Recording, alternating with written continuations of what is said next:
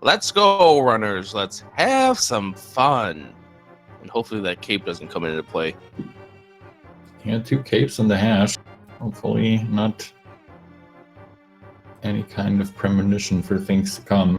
And we're off. It usually is. And it talks about the magic cape too. Oh my god. Yeah, That's a bad premonition now. 20 rupees inside the chest in Link's house.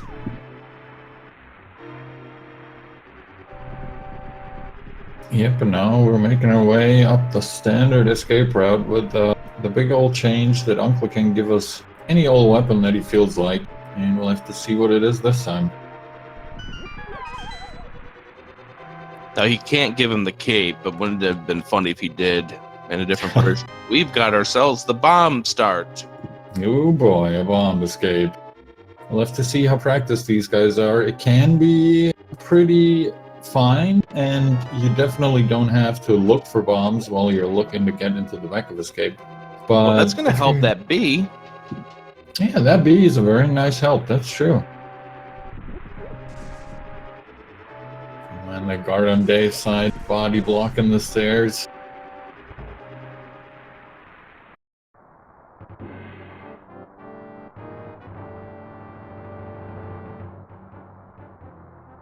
So, obviously, there's some strategies for doing the bomb escape. Whether or not these runners have practiced, as you mentioned, will be seen beginning with this next room.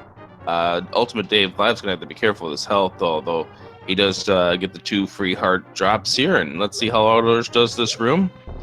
Oh, he's got that perfect. He's done some practice. Yeah, that is definitely practice. He also put in his bio that he likes to have a bomb escape because he did practice it, so no surprise there.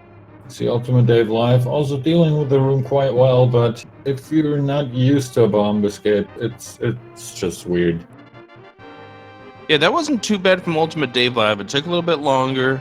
Unfortunately, he's down extra heart, and health management is going to be very key because one of the biggest strategies that you're going to see come into play with the final room of escape is the kamikaze strat against the rat. We get the ice rod, so a little less tense now. Oh man, I hope we see the famous ice rod ball and chain strat here, freezing the green guard and throwing it at the ball and chain guy. Well, aLderzz does have enough magic to do that, as Ultimate Dave switching over to the ice rod, which he uses up his 1 shot, which is bad. The other bad aspect of this is now that's right there. He's down to a heart. He ends up taking the death, and that's unfortunate there because that's going to put him behind already here at the start, and that's going to be weighing on your mind as you go back through the escape. One good thing is you go back to 10 bombs. That is the only consolation prize, unfortunately, here, and as you say, an early death like that can really, really weigh on your mind and kind of set your mind for the rest of the seed, and we can only hope that it doesn't bother UltimateDaveLIVE too much. So thankfully he doesn't have to deal with that 1 blue guard there, but he's going to have to deal with that green guard in the room before the blue guard again. So it's just an unfortunate death, one of those that you can definitely tell that aLderzz has been practicing the escape, got the setups pretty well down. UltimateDaveLIVE here, maybe showing a little bit of greenness with this.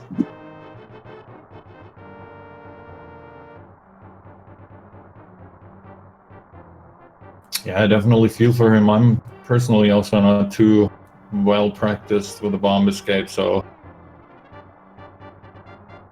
I understand the trouble these can give you. As you can see, the guards running away, and as you were mentioning earlier, the suicide strats where you just hold the bomb above your head as long as possible.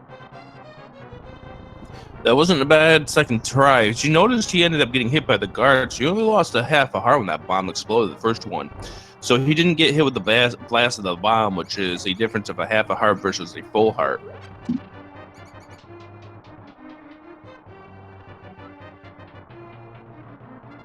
So entering this final room here, the ball and chain guard, it's not going to be Oh, well, never mind. That green Oh. guard is very, very... Oh, now he's going to have to go into a different strategy here. Thankfully, this ball and chain guard does not move fast enough. Well, it turns out that's a good beat, too. Oh, that's very nice. Oh boy, just needs. Okay, there we go. So watch out not to get bumped into here by that ball and chain guard. It worked out just as expected. And the bombing stretch does work on the rat, although I was surprised aLderzz didn't go move over to the ice rod for that rat. I believe you can kill them with the ice rod. I'm not 100% certain of that, but obviously aLderzz is going to stick with the bomb strats. That's what he's used to, as we get the map, a piece of heart, and a full heart. Yeah, not bad. Not exactly what you're hoping for. I guess near the beginning of a seed, you're not going to complain about hearts. So, worked out just fine.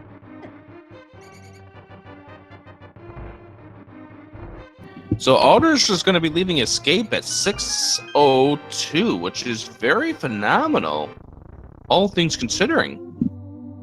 Absolutely, especially for a bomb escape, as we saw on UltimateDaveLIVE side. Bomb escape, not the easiest thing, but aLderzz practice paying off in this seed here, at least so far. Now, if aLderzz really wants to, he can try to save that B for the bottle vendor, because he does pay off 100 rupees if that golden B comes enough to the vendor for him to consider buying it. Yeah, that would definitely be a good strategy, especially considering, as you say, the bottle vendor himself taking 100 rupees from you Never to reduce mind. price. We're not going to need it now after that tree pull. No, getting some money. Can never have enough money in the beginning of a seed. Eventually, you're like, all right, guys, I have enough money now.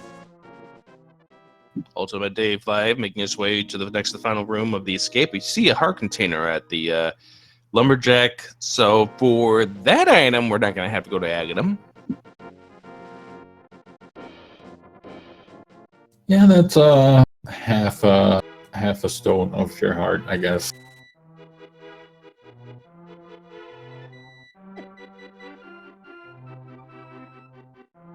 Doesn't need that arrow upgrade. It's not going to touch it.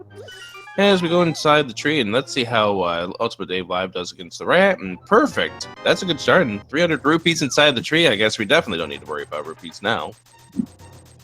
No, now if we do sell the bee and don't get whatever the bottle vendor is selling, we're already at Zora money, which you know, looked a little bit different before we pulled that first tree.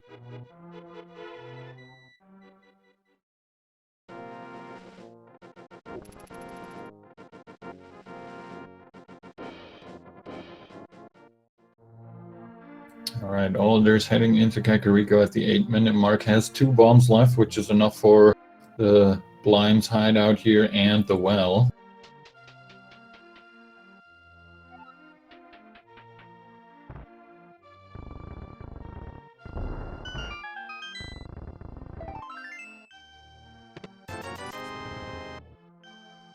We get the magic powder here in town. It'd be interesting if we get the hammer, because then you could check the magic bat while you're here in town.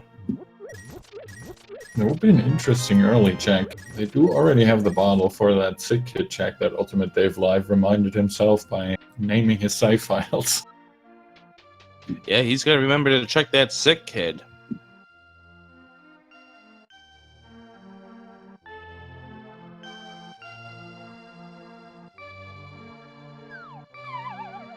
People are commenting about the whole ability to sell the golden bee.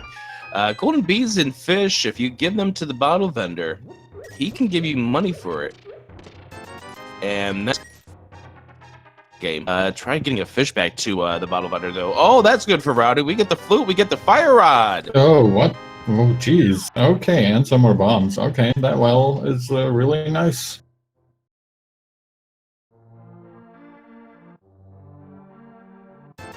And we get the bomb upgrade, and he is going to try to activate the flute now while we're here in town.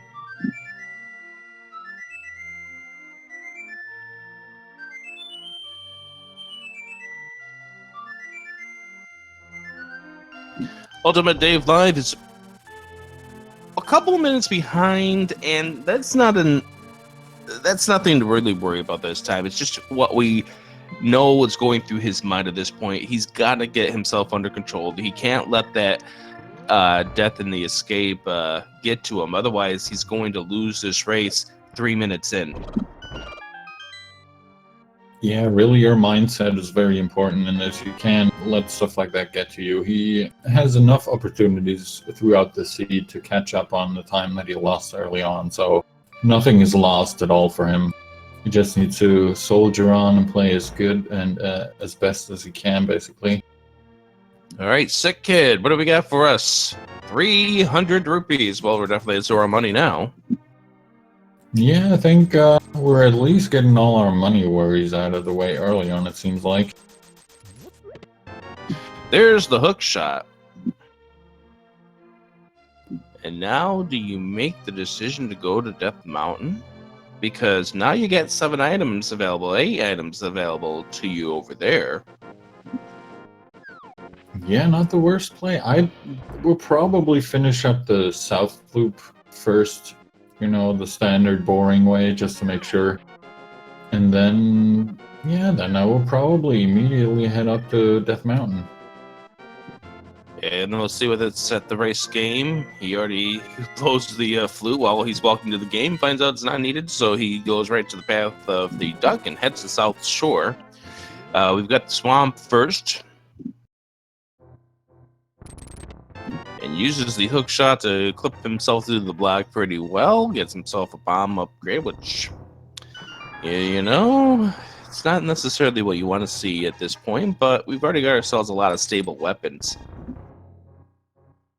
Yeah, I think so far there's not really too many complaints from these guys. They've gotten a bunch of very nice items. Definitely 2 of the more convenient overworld,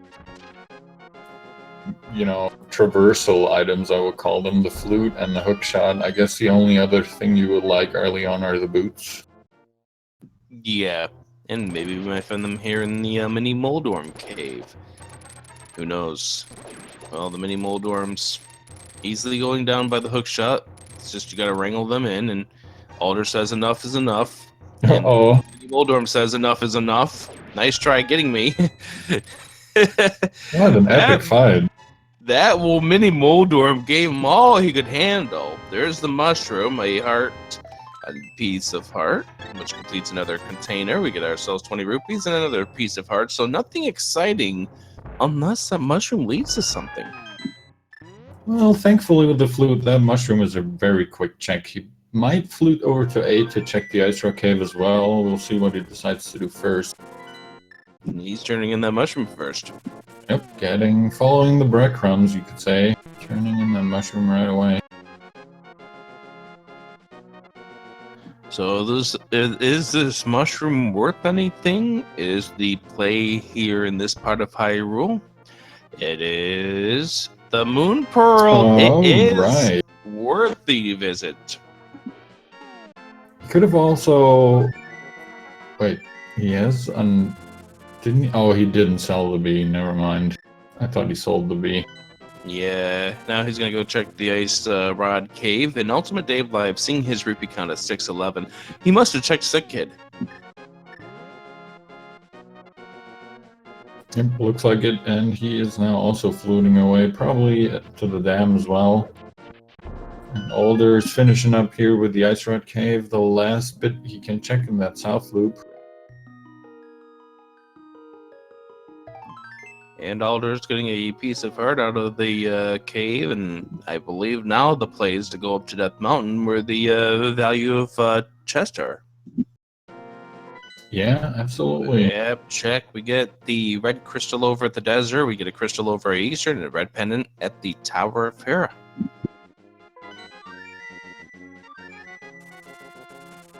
Okay, so we've got 1 Light World pendant, which isn't too bad. Optimally, you would like to see all pendants in the Dark World, I think.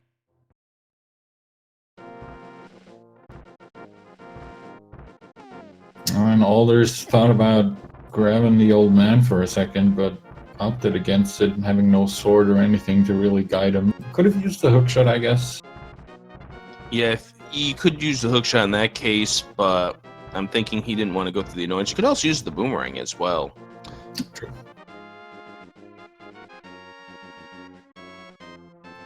A little smoother of a mini Moldrome cave for Ultimate Dave, and we get our first sword. It's on top of the Spectacle Rock.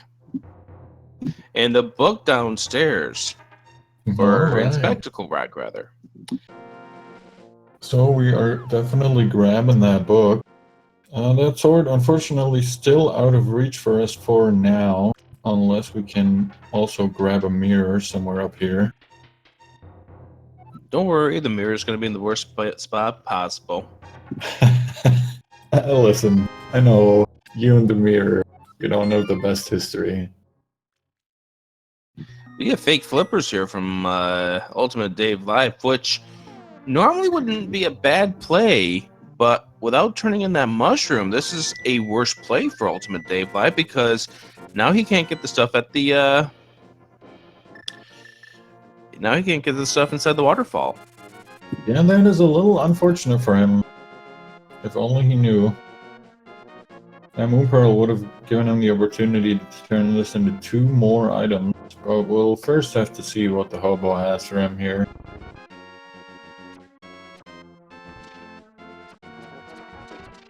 Well, unfortunately, the hobo had bombs. Now, Dave did opt out to complete the cycle, so this was just a hobo check, apparently. Maybe he did realize that this wouldn't be a good decision without the Moon Pearl in hand. And it looks like we had ourselves a couple of pieces of heart and an arrow upgrade behind Sarashula. The green pendant turns out to be an ice palace as Dave turns in the mushroom. Yeah, he's going to be happy to grab his Moon Pearl, and it looks like aLderzz is heading back up Death Mountain, I would guess. Yep, exactly where he's going. So off to the east side we are. Yeah, this is the move I was kind of expecting a little bit ago here. Dave buying a potion. He did use that golden bee inside the escape. Looks like it's interesting just to buy the green potion at that point, but I believe Dave's got some things in mind. Yeah, probably wants to save enough money for Zora eventually. Maybe things okay with the ice and the fire rod. My magic is the most important. Now with the Moon Pearl in hand, he's going to do the fake flippers again. Yep.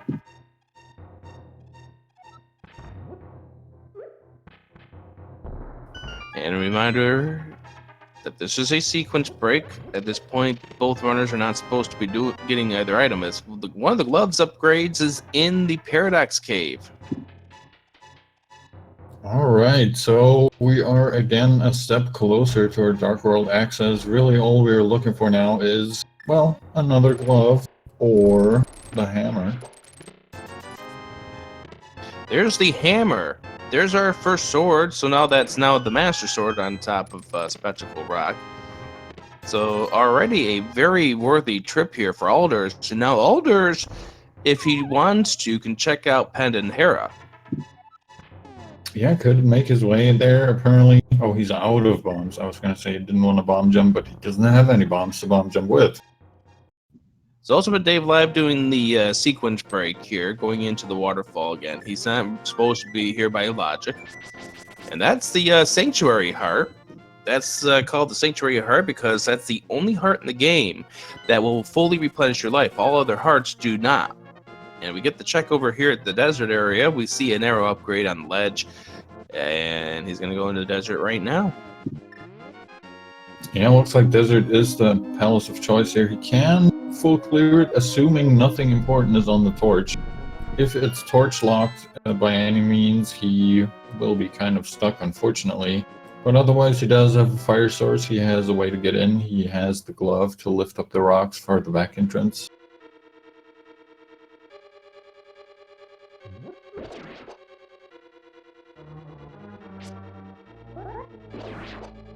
All right, Zora has the first of the shields. Not necessarily what you want to pay 500 rupees for, and we do know that desert is not going to be completable without the boots. Yep.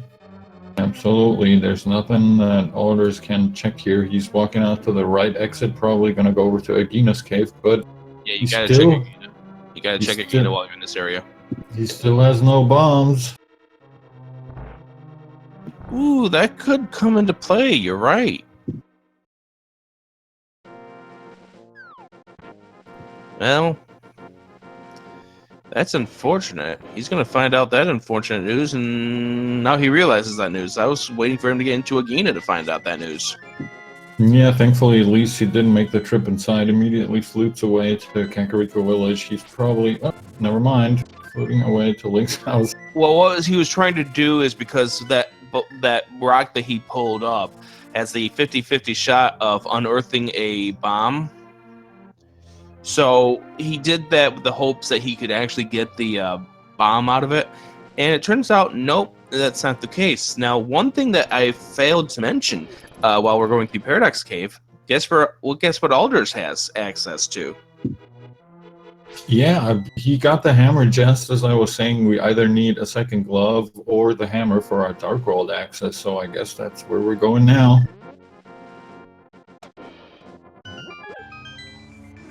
So it'll be interesting to see what UltimateDaveLIVE does as far as routing in here goes. And we get our map check. The other pendant turns out to be the Palace of Darkness, the other of the 5/6's Swamp. Yep, we got the green pendant and Ice Palace, as we already heard from Sahasrara earlier.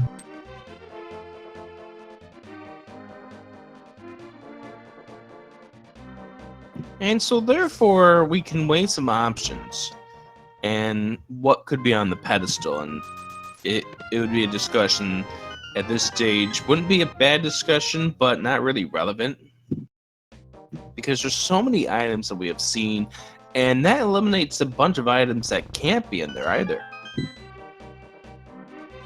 Yeah, it's we'll have to see. They currently still have access to so many things that I think we can... There's the boots. There's our boot, so that's our third and final overworld traversal item. Save for the mirror, I guess we can count that.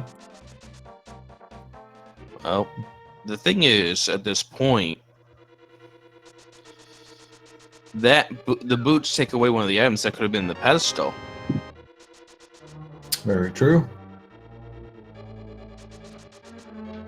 I'm sure aLderzz also isn't too happy that he just came out of Desert Palace, where he could have really used those boots.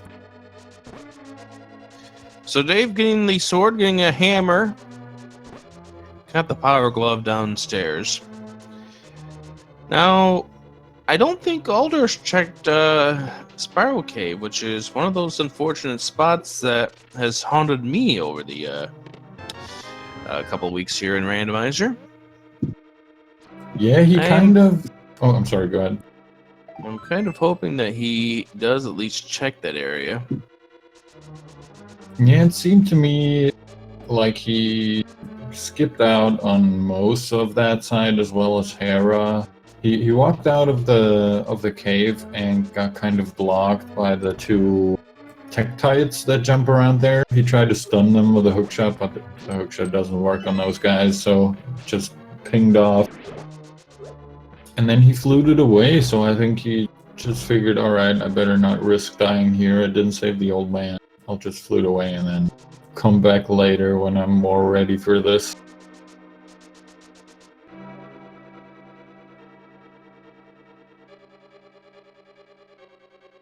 Alright, Spiral Cave. A long walk, if only you had boots for it. Now, Dave's going to have to be careful, because if he gets bopped around by this mini Moldorm, yeah, he died. I was going to say, if he got bopped by that mini Moldorm, he would be dead. And that's unfortunate. Now, both runners are going to not have that check.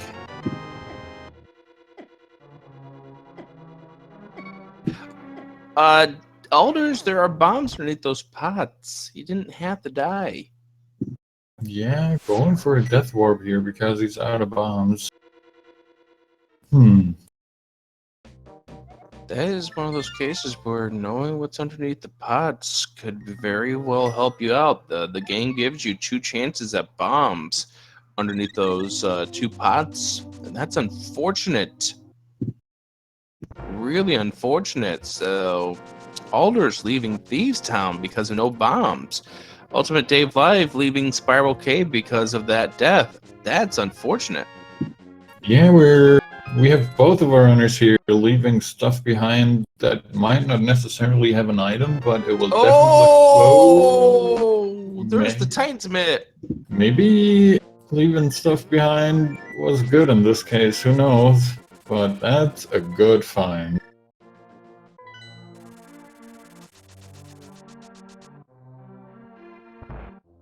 And now aLderzz has enough of that 0 bomb counter. Gonna buy 10 of them.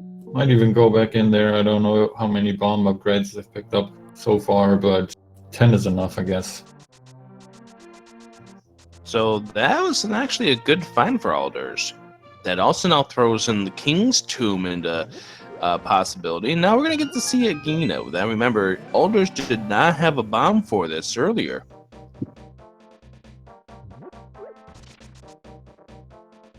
Yeah, this is one of the locations that one of our runners had to leave behind or chose to leave behind, depending on how you look at it. And aLderzz heading right back into Thieves, so at least he doesn't want to leave it behind for any amount of time. He wants to finish it up as quickly as possible. And luckily for aLderzz, that's just a piece of heart. If that was something like the mirror, that would be, I wouldn't say horrible news, because he will get to that at some point. It's just the extra tracking, and that's what the deal with this Thieves Town is. This is an extra having to go back in. Yeah, it's definitely not great. If he knew that there were 2 bombs or bombs available under those pots, that would have saved him a lot of time. And that was exactly what we were talking about earlier on. That early death for UltimateDaveLIVE, a horrible feeling, no fun at all. But with things like this, aLderzz is giving him a chance to catch back up and make some good on that time. Now that's something that aLderzz is going through that same salty feeling at this point, and it's chilling, especially the fact that this here, you're talking probably 90 seconds you've got to give back to get back up to here, as we find out that the magic bat yields an arrow upgrade. And there's the bomb right there underneath that pot, and I'm probably thinking aLderzz is like, why didn't I think of that?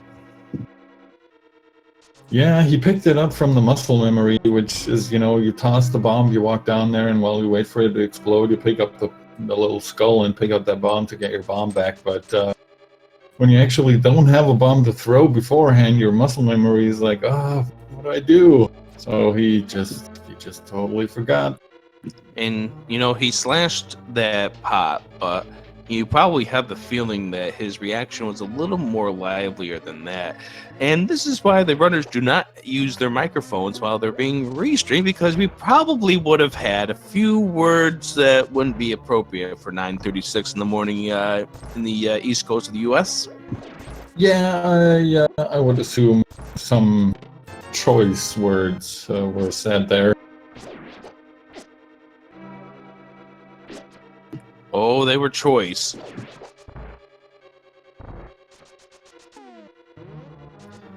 So both Ultimate Dave and aLderzz are going to tackle Thieves Town first, over going up to Skullwoods.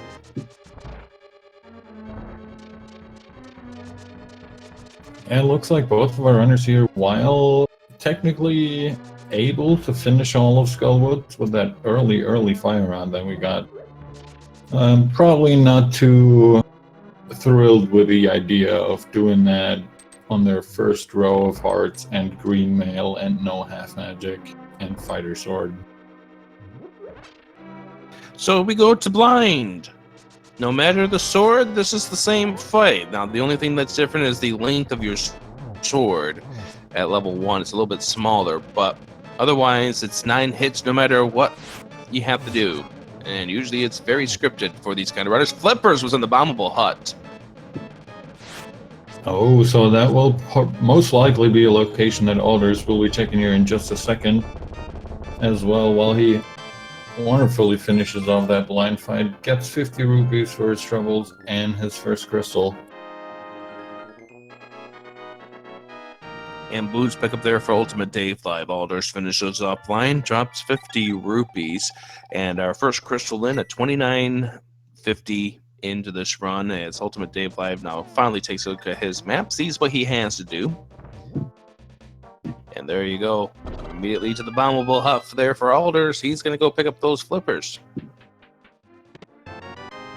Yep, so everything that Ultimate Dave checked earlier via the fake flippers up to Zora is now back in sequence, and we unfortunately already know that it really wasn't anything too worthwhile for them, but that will be on aLderzz's mind, and also another little bit of time that Ultimate Dave has, you know, in the bank, basically. So the digging game, number 2 yields the mirror. Oh man. That is a really convenient spot to find a mirror as well. Really fast mirror too. Now, one thing to point out at this point, as we are running into the 30-minute mark, we are 2 items away from having everything you need to beat Pendant Dungeons. True.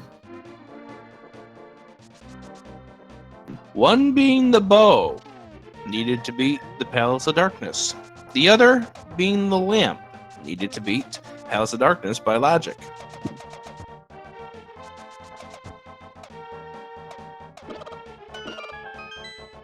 Unfortunately, though, we still have no idea what... Oh, look at that. That's our 3rd sword, our Master Sword here.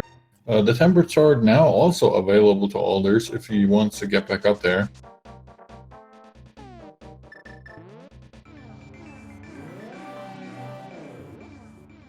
And as I was saying earlier, we unfortunately don't quite have all the items needed to beat all the crystal dungeons yet, which is really what these guys are looking for. Well, at this point, we have everything we need to beat the Palace, Dark Palace, not Dark Palace, Desert Palace, whatever that DP stands for. With the mirror and the flippers that we just found, we have everything to beat Swamp. We have everything to beat Skull, and these guys are delaying that search as well. Yeah, really?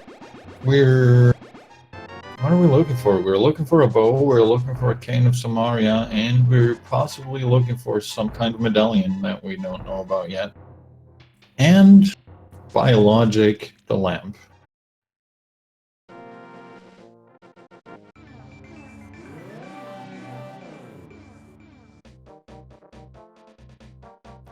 So now with the mirror in hand, this is a search everything mode here for aLderzz as we go through the entire path down to meet up with the guy at the desert. And I wouldn't be surprised if aLderzz routes in the check to Agina that he missed out on earlier because he had no bombs. Might even throw in a tablet check as well, which is all very conveniently on the way. Totally makes sense.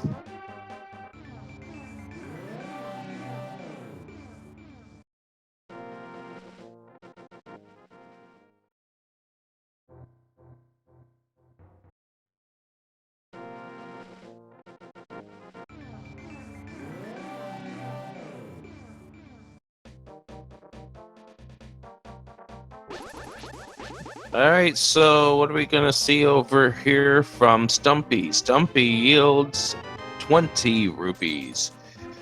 So Dave's going to have to be careful with his health at this point. I'm not really certain why he's sticking with hammer strats at this point. Really needs some life. And one of the things that he didn't opt to do, which is surprising me considering the fact that he was down to 3 hearts, was he didn't opt to go get the bunny beam that's underneath that one pot there on the path up to blind. Yeah. So this is going to be a tense fight coming up.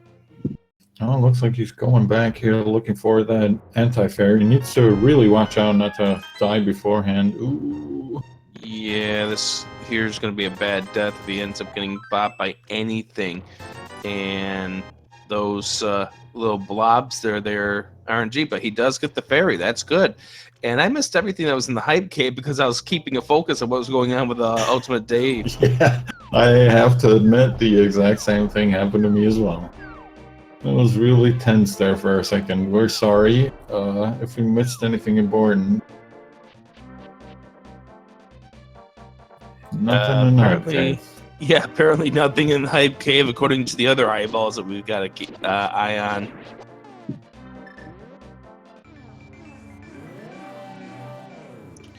Dave's still got to be careful. 2.5 hearts, 1.5 hearts. Come on, get it.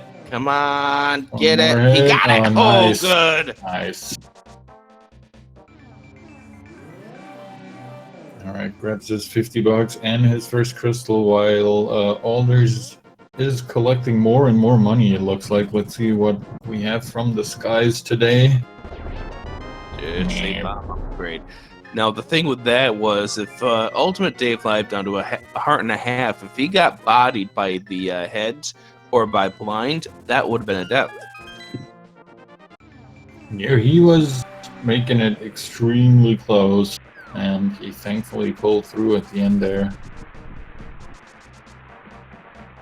And I just missed what was the requirement there for Meyer. Yeah. These runners like to check that so fast that if you blink, you miss it.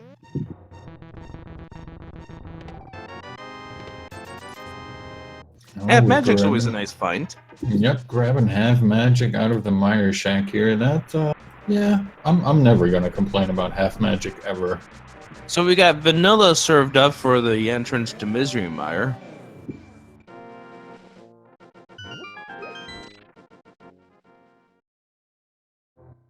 $300 rupees inside the checkerboard cave. So Ether now gets added on to the list of items that could end up on the pedestal. Yeah, pretty much any medallion could end up on the pedestal, which leaves bombos, obviously. Bombos, Ether, and here's the other thing that could be on the pedestal at this point. I create blocks that hold switches down. Yeah, you make a very, very good point. I was just gonna mention that I've also seen chat call out for something to be in Hera, which both of these runners opted not to even bother checking into while they were up on Death Mountain their first time through. Yeah, aLderzz was interesting. I don't know what caused him not to check Spiral Cave or the path up to Hera, but that was up to his decision at that point. And UltimateDaveLIVE suffering that death, so it didn't really end up creating anything of a difference here. We do find the second item is the other shield, so that'll be the fireball shield for Dave when he goes into desert if he chooses to check it. Oh, and we are seeing a swamp play here from Dave, so interesting diversion. It's a real interesting divergence.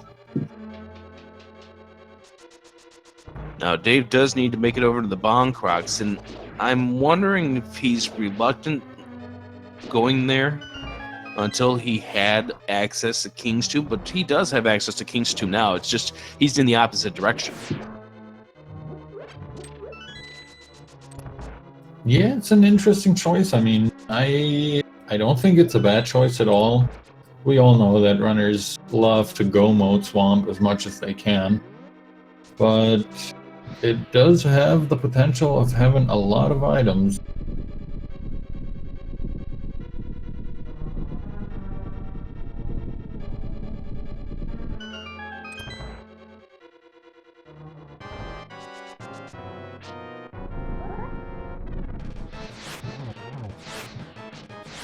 With half magic here, you can miss a few shots on these Lamolas and be perfectly fine. Then needs one more hit on this final one. takes care of it. And we get our second crystal down at 39.43 for aLderzz as UltimateDaveLIVE going through Swamp. Now, Swamp is one of those places that can be really nasty if it has nothing in it because of all the time you're investing to go towards the left side. Yeah, that left side can be very unfortunate. Sometimes holding nothing at all, a couple of dungeon items, which, you know, if you're lucky and decided to go back to the boss first, you can skip out on. But what's even worse is if it holds 2 items and you make the trip all the way over there and it turns out to be an arrow upgrade and a piece of heart or something. So aLderzz is going to pick up his piece of heart and probably be relieved that it's not a more significant item that's in there because of what happened earlier. Yeah, he is probably, as you say, happy that he didn't have to leave anything important behind just because he forgot to get a couple of more bombs. Like, if that turned out to be the bow, that would have been a sinking feeling for aLderzz, having to think whether or not Ultimate Dave got to that spot earlier. Looks like aLderzz is going to be making the same decision that Ultimate Dave is and going into Swamp at this point. Yeah, I was going to mention earlier that both of our runners are in the 2 different Pyramid Fairy crystal dungeons, and now that aLderzz has the first of those, apparently he thinks, alright, let's go get the second one and check the Pyramid Fairy. Great routing. Great routing. Because then when he leaves Swamp, that's where he's heading. He's heading to the Pyramid Fairy. Now, UltimateDaveLIVE is going to be a little more of a hassle to do so.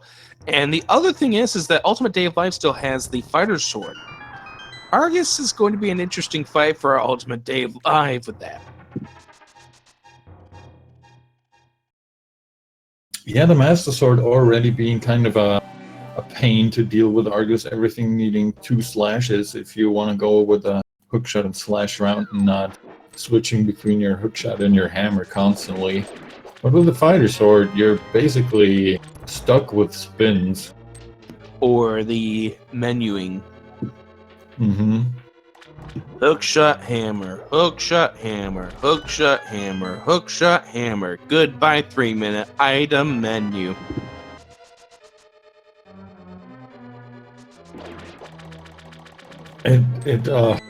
Even just thinking about it makes my skin crawl. That menu boss is really the worst thing.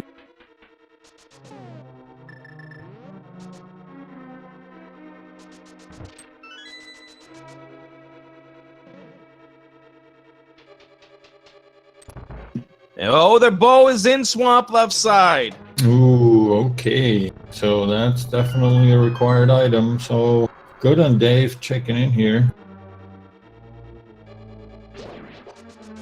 I'm definitely assuming for aLderzz to also full clear this dungeon one way or another. With how many items they still need and how many items are potentially in here, it will be interesting to not full clear it. All we need to do is find with Lampus, and we'll have everything that we need to complete all the pendant dungeons. This also now throws Eastern into the equation. Either runner has dived into Eastern at this point. Yeah, as you say, we still need the lamp for Eastern as well, at least by logic, but those dark rooms, relatively easy to do, and I think both of our runners here having no issues with those, at least. aLderzz is making the rush here to aLderzz, and this is going to be a critical point in aLderzz's run, is if after he gets to aLderzz and defeats him, if he does not come back in. It's not a big deal that he's going to aLderzz. It's going to be a bigger deal if he leaves Swamp without going back in. Absolutely. If he leaves the left side up to chance, if he decides to take that gamble, we know he's in a world of trouble. We get the 20 rupee and a piece of heart. And we're going to see the big difference here between the Fighter Sword and Master Sword immediately here as far as aLderzz versus Dave on a side-by-side. And I love the fact that we're in sync even though we're not really in sync at this point. Yeah, look at this. These guys sticking with each other. The jelly said no for Dave, though. Yeah, the jelly knocking Dave out of the way. Just to point out that Dave does have the mirror. He did go to the digging game. We'll just get that marked in the tracker in just a moment.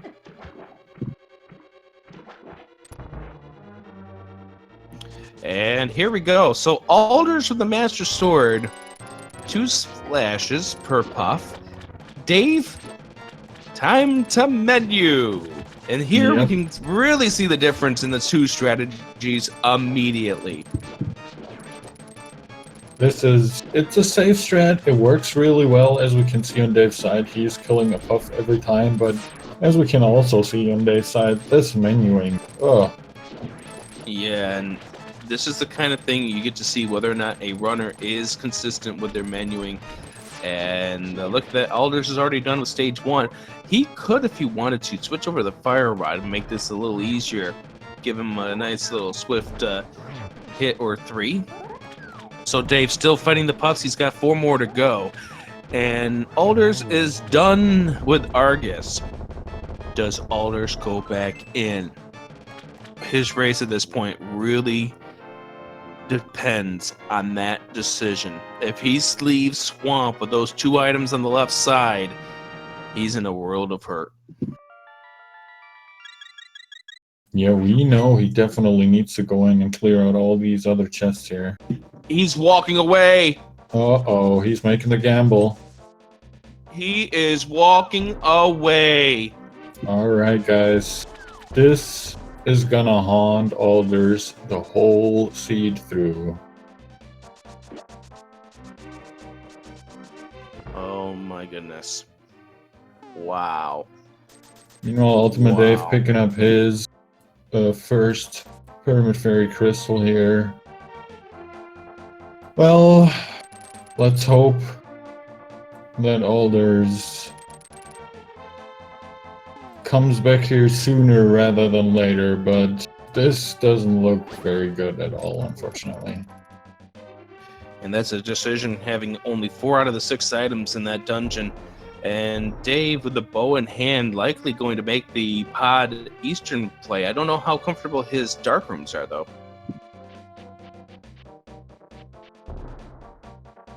Yeah, I'm thinking Dave is probably hoping to find the lamp. He might be practiced with the dark rooms, we'll see. He also still has yet to pick up his Titan's mitts.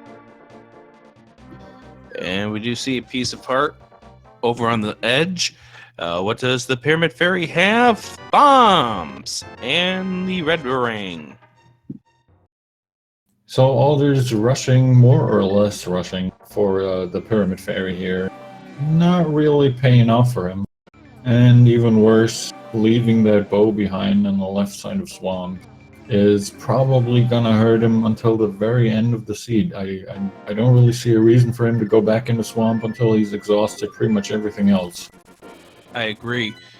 And it is something that's going to weigh on his mind throughout the entire run. He's going to be checking things that he may not otherwise check. He may be dipping in dependent dungeons. And I think probably the biggest thing for aLderzz is if this turns out to be a pedestal seed, that actually could benefit him, because then Dave would have to go into those same dungeons. Yeah, I think aLderzz now making his way up to Skullwoods, as we can see. Another crystal dungeon he can full clear. Doesn't need the bow for that, has had the fire rod for quite a long while. He now also has a couple more hearts and the Master Sword, which, you know, he says, alright, now I feel good enough to take on Mothula with the equipment that I have. Yeah, that half magic is going to definitely be a big help. And you see that he's going to route this in, so he's going to check the left, he's going to check the backside first, and then make his way up to the front. And Dave needs to throw a stone into the rocks before that Quake Fish shows up.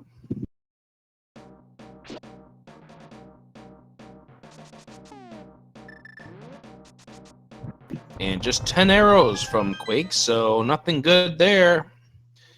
Where does Dave go from here? Interesting decision. So we are going to get an answer to the question coming up in about maybe...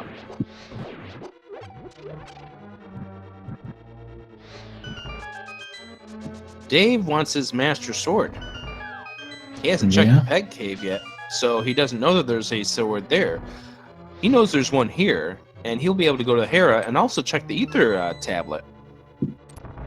Yeah, I'm gonna assume we're gonna see a full clear of what Dave can actually check here on Death Mountain in the Light World. We saw him earlier, you know, skip out on Hera completely. He saw that there was a sword up there, as you said. aLderzz just got grabbed by the Wallmaster, and I was wondering why he seemed to be standing there. He was trying to wait out the Wallmaster, and then he fell down, and you could tell by the sword slashes that that was not something he wanted. Ether tablet yields a piece of heart. Timely refill for Dave, who is going to be our first runner who is, nope, still saying no to Hera. He wants to check out this spiral cave, because remember, he died in here. He wants to find out what he missed. Mm-hmm. Totally understandable. And the only unfortunate thing here is that UltimateDaveLIVE does not have Titansmith, so he can't fully clear everything that's up here. So he's going to have to make another trip up here later. Yeah, and as I was just going to say, since he's missing those Titansmiths, as you were mentioning, he's probably hoping to find them in here, or thinking he might have missed them in here. Just a piece of heart in Spiral Cave. UltimateDaveLIVE is not going to go to Hera, because he knows he knows he has to make another trip up here.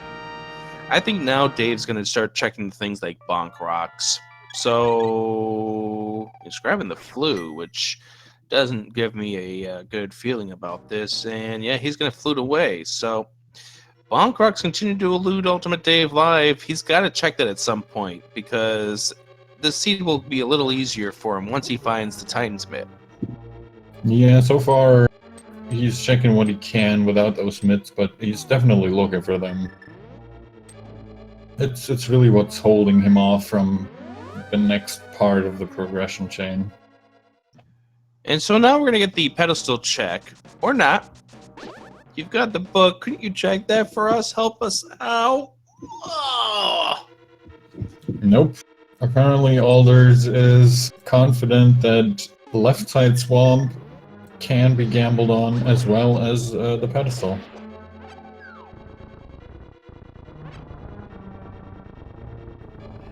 UltimateDaveLIVE heading over to Eastern Palace, which I'm surprised he isn't creating a portal to the Palace of Darkness. He might not be too comfortable with the dark rooms, which is no reason not to check into pod at all, but...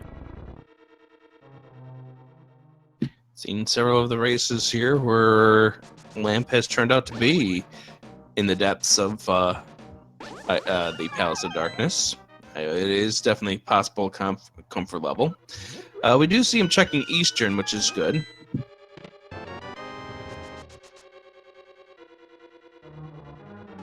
Yeah, still meets the lamp, as we were just talking about by logic, but the first Eastern Dark Room, relatively easy. The second Eastern Dark Room, if you know where to shoot, you can light a torch and make it not a dark room.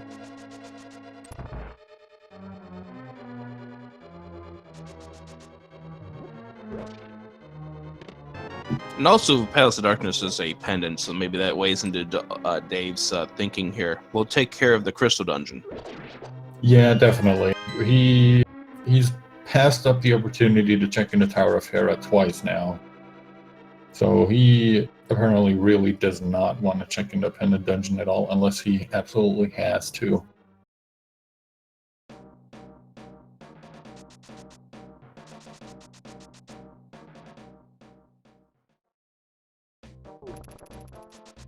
So aLderzz is going to check the north stuff. We're going to get the Graveyard Ledge, which has been kind of weighty as far as the items are concerned lately. And, oh, there's the Cane of Burna. It's the wrong cane. That's interesting. One invincibility item locking another one. Well, to be fair, in the regular game, it's the Magic Cave that's pretty much blocking you from getting to the Cane of Burna. That is very true.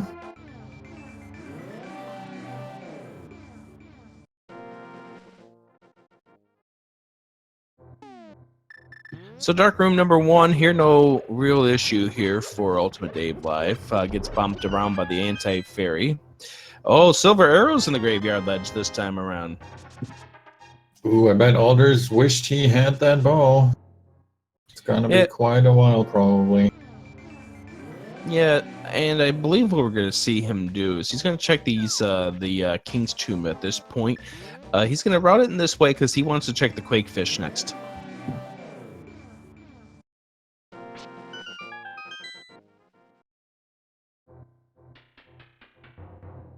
We saw earlier from Dave that the Quakefish didn't really give us anything great, unfortunately, but, you know, Yeah, it's one of those... Oh, sorry. So, aLderzz wish he had at this point arrows for a bow. It's just such an awkward spot to route, and this is really the best you can do when you've already checked pretty much everything that is up here, including the mushroom for that very early Moon Pearl. But he hasn't checked the waterfall. He hasn't checked Zora yet. So this is 5 items for him. Oh yeah, you're right. That's very good then. If you can manage to route those two in together with the mirror in hand, definitely worth it. So Dave using the fire rod, which helps on this second and final of the dark rooms inside of Eastern, second dark segment, that is. Yeah, makes it through perfectly. Now really only, you know, a couple of Igors of the red variety in his way before he makes it to the Armos fight and picking up his 3rd crystal.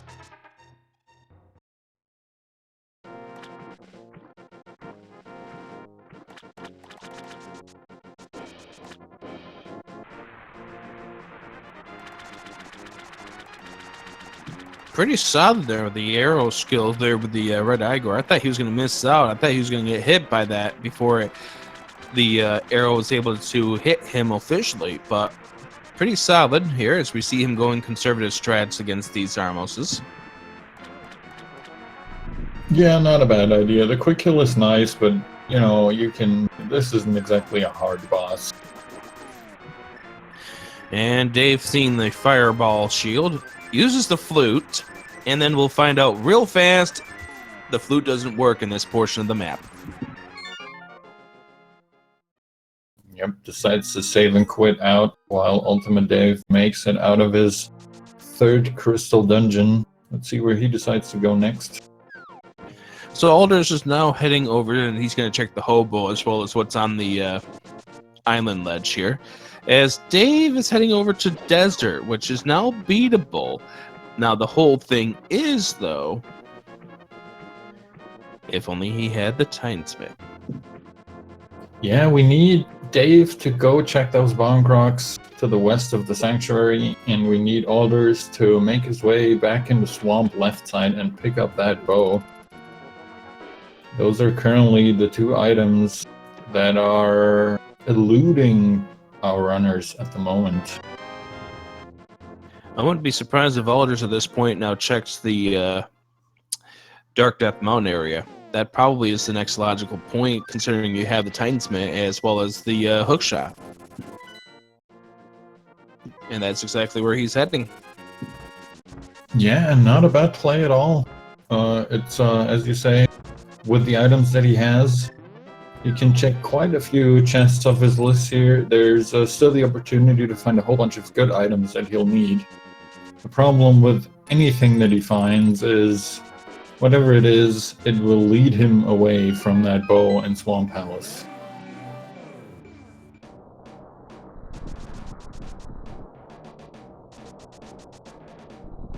So we start with the 2 that are going to be in Super Bunny Cave, named as this because this is one of the spots where you can become Super Bunny and check a couple of things quite easily.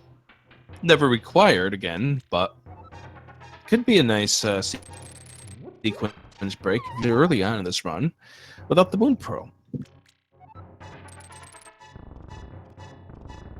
And there's the Ether for Misery Mire. All right, so that is our first required medallion, and we also now have a 66% chance of having the required medallion for Turtle Rock already in hand. And we're going to find out what medallion that is coming up in just a moment. Yep, gonna go through the hookshot cave. Nope, just opening it up first. Yep, and it turns out the ether is required for Turtle Rock as well. So if you want a pedestal required seed, we need the Candace and Maria to weigh and hold down blocks at the pedestal. That's the only thing it can be at this point.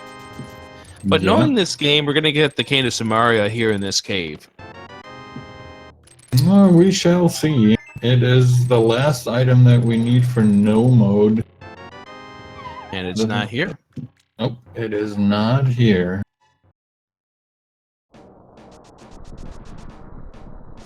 Okay, are we seeing, nope, we're not seeing a spike cave. Are we finally seeing our first dip in the Tower of Hera?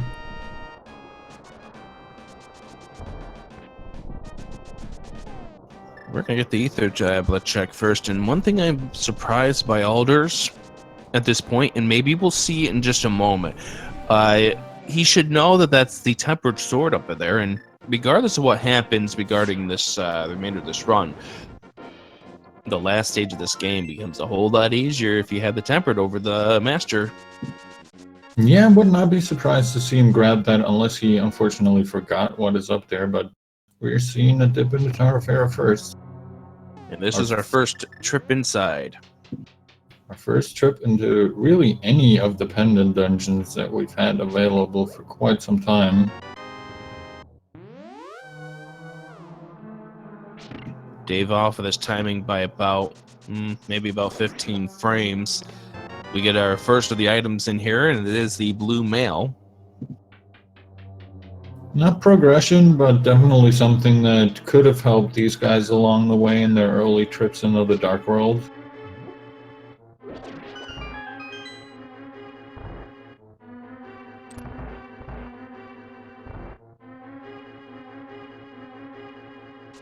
So Dave finishing off with the Desert Palace.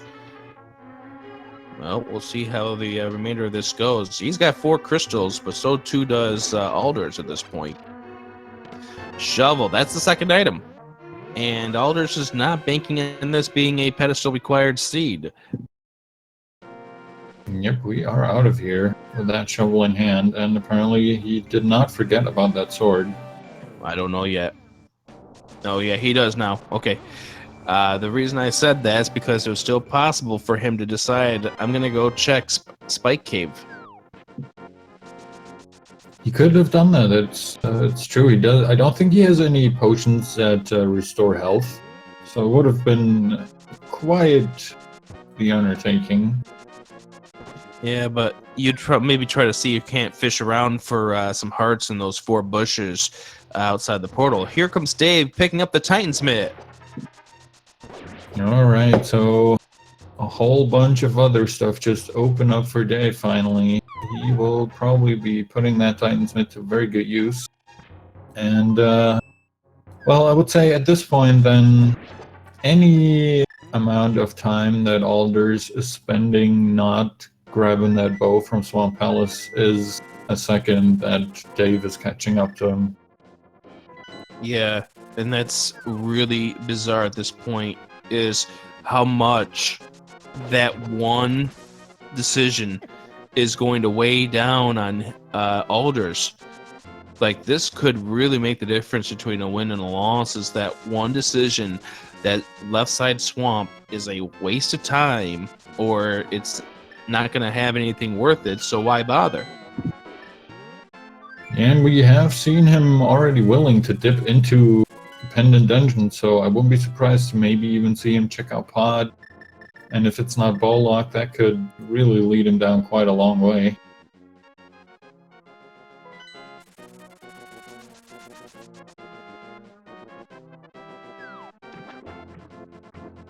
Oh, and here we go. It's Ice Palace time for aLderzz. Ice Palace. Wow.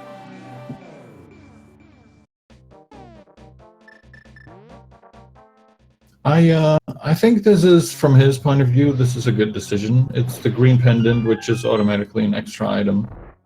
He has had the fire rod for quite a while. Now, I do want to point out something that I've been mentioning regarding this whole pedestal thing and the Cane of Samaria. It's the only thing that can be on the pedestal, but that all depends how this Ice Palace is routed. If Cold Stare drops a key, the game, by logic here, assumes that you will have the Cane of Samaria to beat it. Oh, red mail in here. Yep, that's our first item out of the way, and looks like all of our mail upgrades are in the pendant dungeons today. But if this game, if Cold Stare drops the key, that means by logic, it is expected that you will have the Cane of Samaria to beat it. And then in that case, you know that you can't have the Cane of Samaria on the pedestal. Oh, you're right. So we will find out here just by virtue of aLderzz making this decision.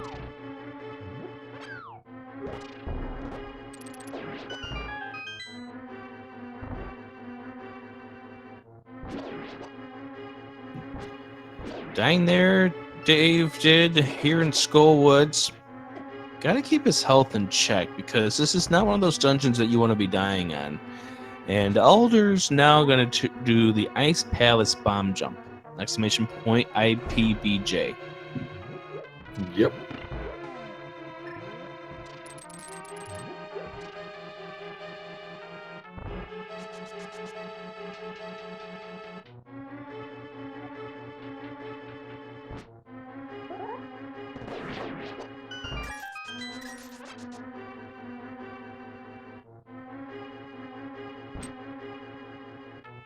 And shout out to our friends over in the No Major Glitches tournament for having the Help Us Our King bot here to help us out with some of these explanations that not only work out for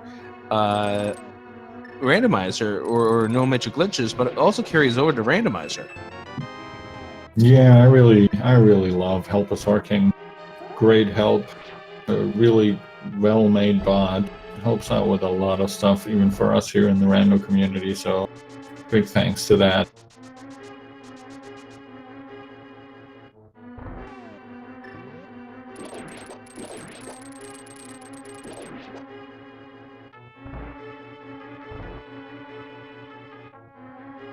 Alright, UltimateDave now coming up on the backside of Skullwoods. Maybe he will show us a pedestal check before aLderzz gets to Cold Stare and shows us if we would have needed the cane for Ice Palace. Well, he's going to finish off this dungeon first, and can't blame him for that. We get a red item. It unfortunately is 20 rupees, but that is item number 2 in this Ice Palace. But don't forget, it is the green pendant. Sarashla could have the goods. Yeah, we won't know until we either find the Cane of Samaria somewhere in here still, or we turn in that pendant. Or it shows up somewhere else magically. And by the same rule, by the way, if Cold Stare does have a key on him, that also does mean that Sarashla will not have the Cane of Samaria. Yep, also very true, just like it means our pedestal dreams are no more. Sarashla can also not have that cane. Looking at the key situation at this point, we've got one key in our hand. I almost want to say at this point that we are going to see something else besides the key on Cold Stare. I'm not 100% sure on that. We'll have to see. I know we need 2 small keys for this door that we just walked through and the one downstairs. Yeah, and we're going to get the key right here. So I'm not certain on that one. I'm trying to think real fast before we get to this next chest. This is not a room we really want to be taking before. Let's have the powder. So he can take care of the anti-fairy, that room where the stairs are. Dave avoiding the hit. There's the magic cape, so now we can have access to the cane of burnout. All right, that means Cold Stare has to have a key because we have all 3 items out of Ice Palace now. Do we have all the dungeon items? And yeah, I just looked when he opened up his menu and switched to the powder. We have the map, the compass, and the big key already. So that means no cane of Samaria on the pedestal. No cane of Samaria at Sarashla.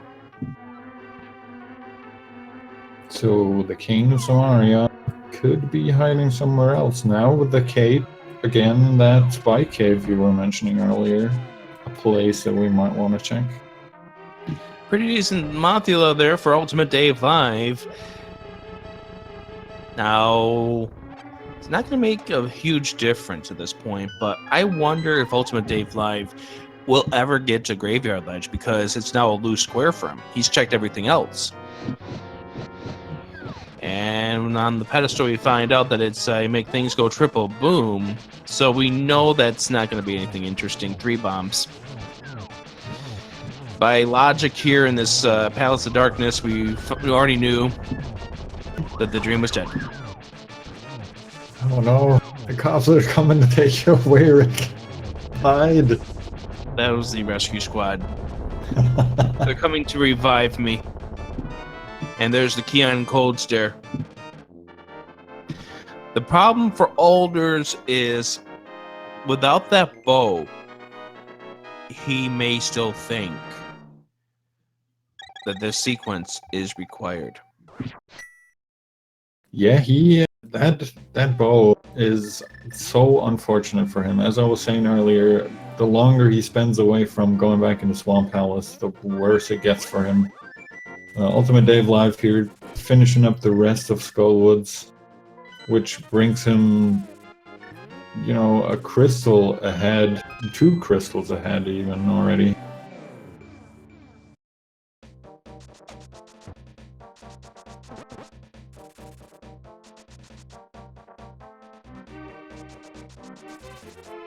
Oh, he's 1 crystal ahead.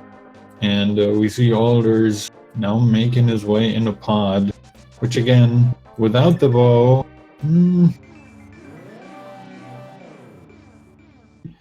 So Dave is going to check. He is going to make his way over to the Bumper Cave. Green Goo, the reward for the green pendant. Not what aLderzz wanted to see at all, and we know he's not going to see anything of what he wants. So, my next question then becomes, what is at Spike Cave? And Dave is going to check the Graveyard Ledge, so he will have the silver arrows. Yeah, which, as you were mentioning earlier, will not only make the Ganon fight a lot more easy and nicer, it will also help tremendously with the Vitreous fight that these guys will eventually have to deal with.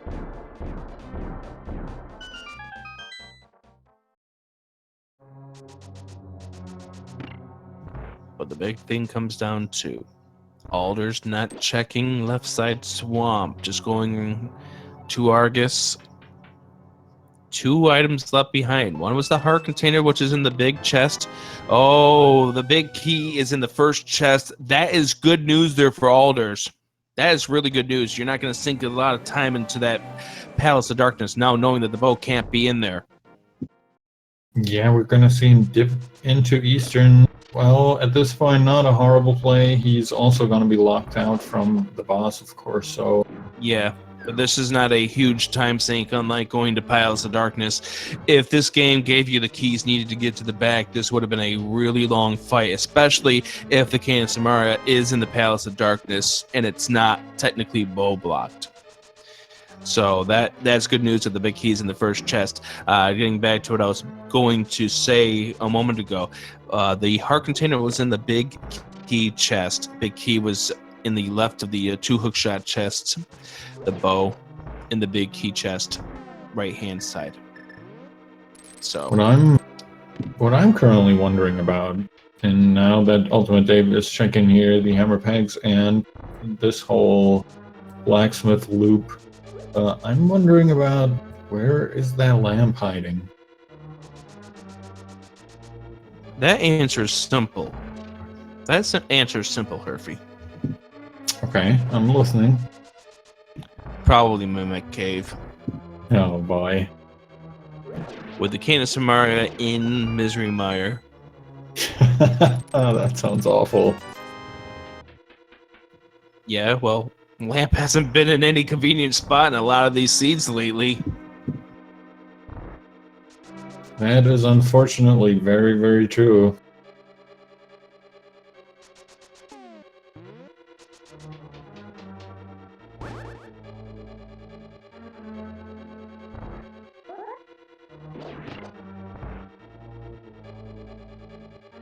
Alright, now aLderzz making his way through the first couple of dark rooms here in Eastern, having no trouble at all, while UltimateDave is grabbing the purple chest and is probably going to flute over to 7, making his trip a little quicker, but as we already know, not really going to get anything worthwhile out of it.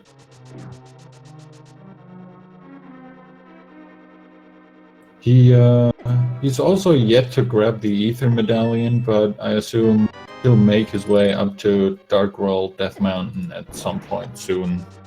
Yeah, that's in complete play at this point. As I'm trying to figure out where UltimateDaveLIVE's going to go to next. He may be thinking the Pyramid Ferry, which we know is not going to be worth anything, but he may route that in and head into the Palace of Darkness at this point. Yeah, he could do that. I mean, we already saw that it is Volok, but for UltimateDave, what's happening? Where are we going? Oh, we're checking the Bombos tablet. That's where we're going. All right, and is aLderzz? Oh no, he's floating away. I thought he might be going back to Swamp for a second, but nope. He's going into Misery Mire. This could reward him with the Cane of Samaria. Yeah, but that would be really bad news if it gives him the Cane of Samaria, because then he'll go up to Turtle Rock. Yeah, anything that he finds that gets him anywhere else will lead him further away from that Swamp Palace that he needs to get back to. Like, the best case scenario for aLderzz at this point, and I said earlier that a pedestal required seed would have been a best case scenario, but really, anything that's bow blocked, if the cane is bow blocked, that's the best case scenario here for aLderzz because it eliminates a lot of possibilities. Yeah, and aLderzz, despite successfully freezing the bird, not tossing him, not carrying him into Misery Mire. Do we really need to throw him into the mire? Yeah, we don't need to, I guess. I know the fans like to see it, but we're not going to dock points off of our runners just because they didn't throw the bird into the creek. Oh, absolutely not. Especially not if they're putting on a great show like these two guys are. I mean, aLderzz already feels bad because he's missing the boat an hour 17 in. There's a Cane of Samaria! Oh no! Oh, man. Alright, so good news and bad news, I guess.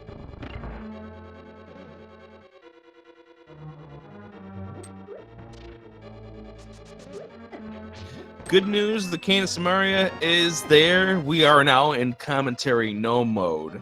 The bad news, the Cane of Samaria is there. aLderzz has a reason to go up to Turtle Rock. And UltimateDaveLIVE, that cane is likely... The cane will be his go mode item. Yeah, absolutely. It will, yeah, it has to be. I was just going to say depending on where he goes first, but before he can get into Mire, he needs to get up to Death Mountain and get that Ether. Oh, he's going into ice. No. Didn't you already check this, Dave? I thought you checked Ice Rod Cave. Yeah? No, he didn't! Okay. Okay, yeah. Oh, he did fake flippers. He did fake flipper setup. Okay, that's what he did earlier. Right.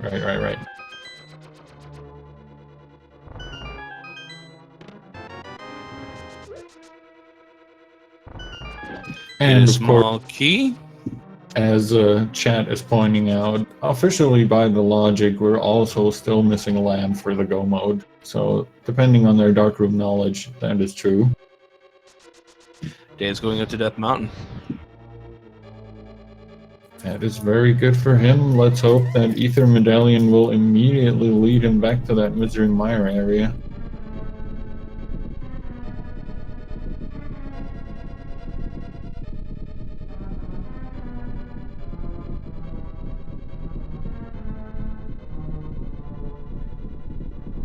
We'll see how this goes. We've seen that UltimateDaveLIVE so far has had a big aversion towards even dipping independent dungeons. He walked past Hera twice. He hasn't gone to Ice or Pod at all, even though he's had plenty of opportunities to do so. So I'm thinking after he grabs that Ether Medallion, he's probably right off to Mire. Right now, the pendant avoidance is paying off here for UltimateDaveLIVE. So there's the bolt coin there for UltimateDaveLIVE. He's going to check the Hookshot Cave, and then it's time to see what his next decision is. Buttersword, the second item in Misery Mire. aLderzz is heading over to Vitreous. This is going to help out with the Vitreous fight, but aLderzz is going to go to Turtle Rock next. Yeah, aLderzz is gonna have to make it through these horrible dark rooms in Misery Mire first. At least the first one can be quite a challenge. And once he manages to do that, yeah, unfortunately, I think you're completely right. He will head right up to Turtle Rock and look for his bow in there. So it looks like Dave is, aLderzz is taking the strategy of taking the block down to the door and then throwing it onto the switch. Decent strategy for him. Dave is heading over towards, I don't know if he's checking Hera or if he's going to go and make his way into the Spike Cave, but it looks like he's heading into Hera. All right, so apparently the pendant avoidance that I was talking about right out the door, he's probably going to be happy that he's finally grabbing his first mail upgrade about an hour and 20 minutes in. Of the pendant dungeons, this is the quickest. That as well. This one turned out not to require the tile room. Yeah, and you get the 2 items that are in here relatively quickly as well, so not a bad check at all. And Dave knows that this is not a pestle required seed, so he can go ahead and mirror right out after getting the second item. So good dark rooms, by the way, for aLderzz, but with the Buttersword in hand, this is going to be a non-trivial fight against Vitreous, even if he doesn't have the preferred equipment, although he's having a little issue with the goo. Wow, he's having a lot of issues. I'm surprised he's not just taking out his cape. There we go. With half magic and the Buttersword, just dash through these guys a couple of times and they're done for.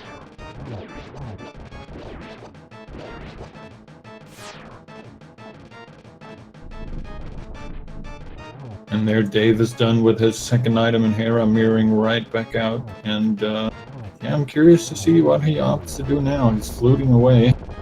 Yeah, he's going to go check the shovel, because that's exactly what he just got. He's going to get disappointed by what he finds. If he goes into Mire, that's a huge advantage here for UltimateDaveLIVE. Winner of this race becomes 2-1. Get themselves into a little more comfortable of a position.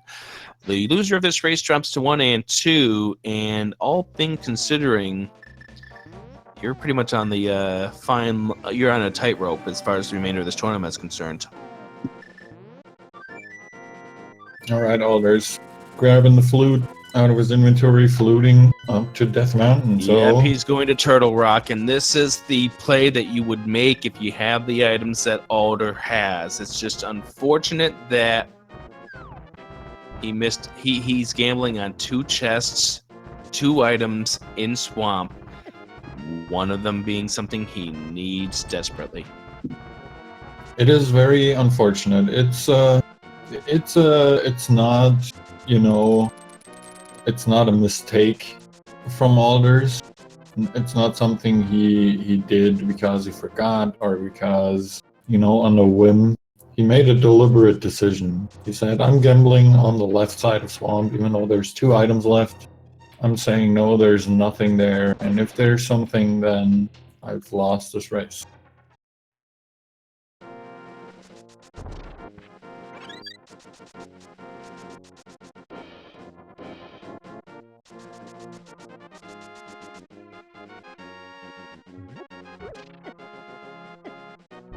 So there's the flute. Does he go back to 6? No! He's going to Palace of Darkness. Alright, that's very good for ALDERZZ. That means, unless the lamp is in here, this might turn out to be a big waste of time for UltimateDave. He's not going to be bowl locked.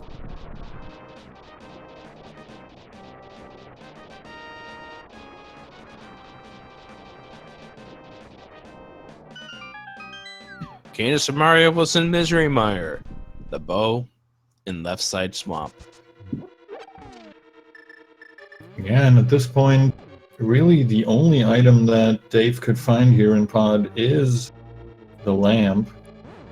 Or everything the else we've seen so far. Maybe the Bombos medallion. Yeah. But the Bombos we know has absolutely no weight.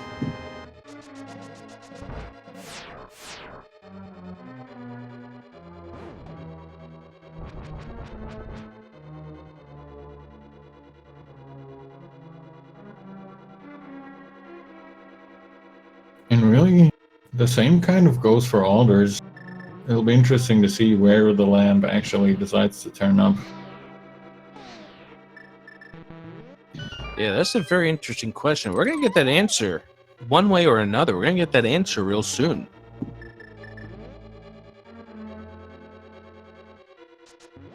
Because we're going to find it either in Palace of Darkness or we're going to find it either via Turtle Rock or something in either of those places that lead you to it. Which actually, in this case, would have to be in those dungeons or in Mimic Cave.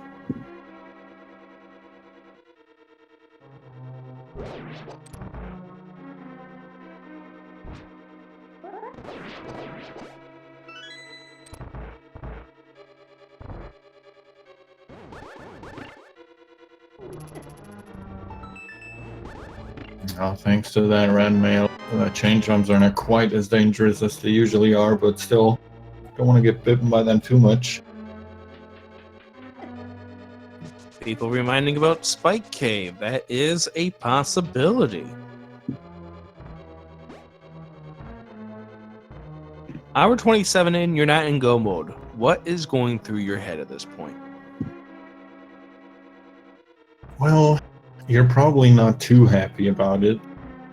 I think if I'm in UltimateDave's position, I don't feel too bad.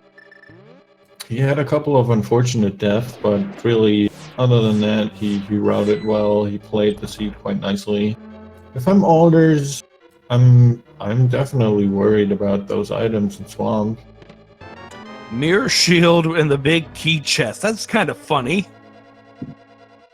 That's an interesting find in here. Well, what makes that interesting is the fact that normally you need the big key in that dungeon that you get out of that chest to get to the mirror shield in Turtle Rock. It just moved a little bit. A little bit flipped here.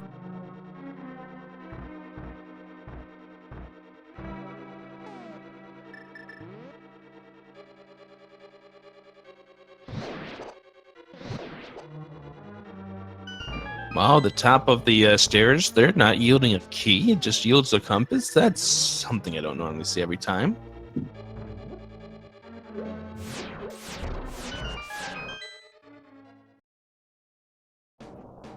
I'm surprised Dave's not using the mirror as much as he could in this Palace of Darkness.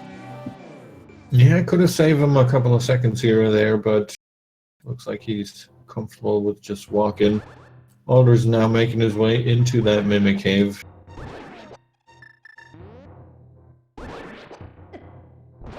That lamb still at large.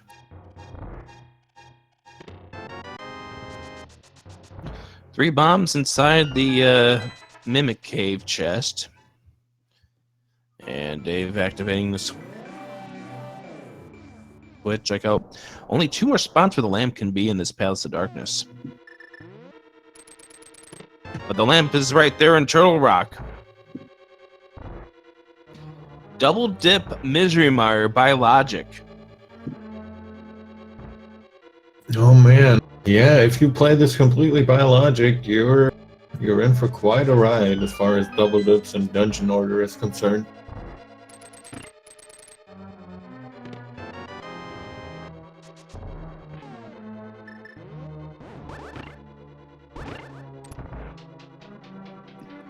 And so far, we do see Dave checking out here in the Palace of Darkness, checking his inventory, keeps checking his inventory, wanting to see what he has found. For the sake of this race, I'm hoping that Dave doesn't go into Ice Palace, because if Dave goes into Ice Palace, this could tighten up the gap, because aLderzz is the thing with the bow at this point. There's really limited spots where this can be hiding at this stage. Yeah, I mean, for aLderzz after this, he has not checked the pedestal, but I don't think that's really on his mind here. There's And he knows really it can't not too much left. And he knows it can't be on the pedestal.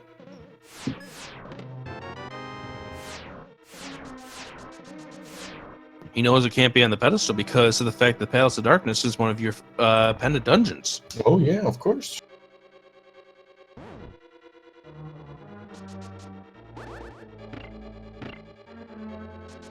Stay tuned. Breakfast with the Zelda is going to get interesting.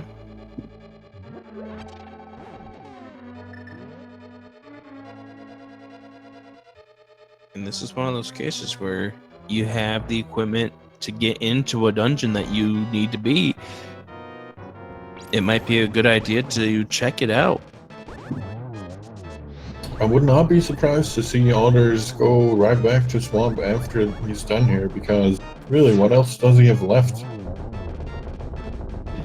The only other place he's got to check is Spike Cave. Neither of the runners checked that. But now with the cape in hand, aLderzz has a better reason to get in there. Yeah, he might do that before he heads back down.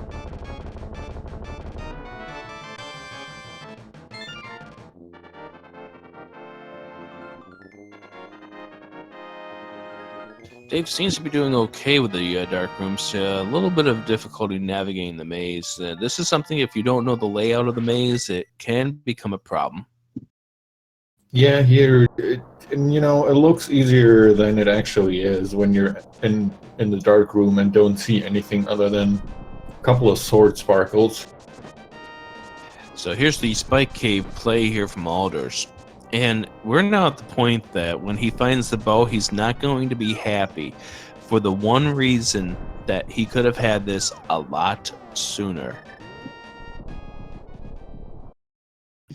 There is some bombs. So the last item is on Hamasar. Does UltimateDave? No, he's not. Okay, he's checking out. Does he go to Mire? He's pretty much down to that option at this point, unless it turns out to be in Spike Cave.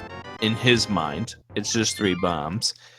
But he's going to ice. Oh no. He's going to ice.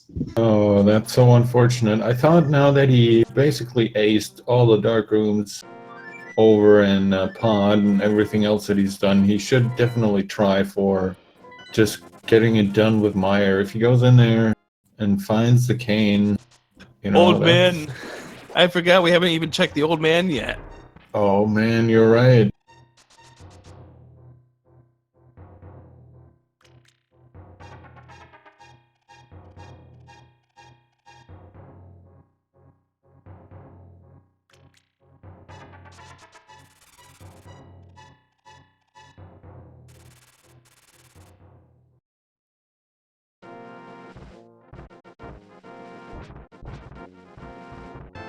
But he just gives you 5 rupees, and thank you for giving me the ride up the mountain. aLderzz is down to one option. Flute to 4, go back in to Swamp. Yep, here we go. This is the play that aLderzz should have been making, 30 minutes ago. And the decision to not go into Misery is what's going to come back to haunt Alt Point. Yeah, unfortunately, all these pendant dungeons that Ultimate Dave is now going through was so reluctant in the beginning of the seed to dip into any of them, but now this might be his downfall, unfortunately. It is. And at this point, aLderzz is probably about 2.5 minutes away from go mode. And this is quite the turn of events, too. Now, for Dave, the 3 items, but the problem is this is green pendant, so he's going to Cold Stare. He is going to grab all the items, and then he is most likely also killing Cold Stare for that green pendant.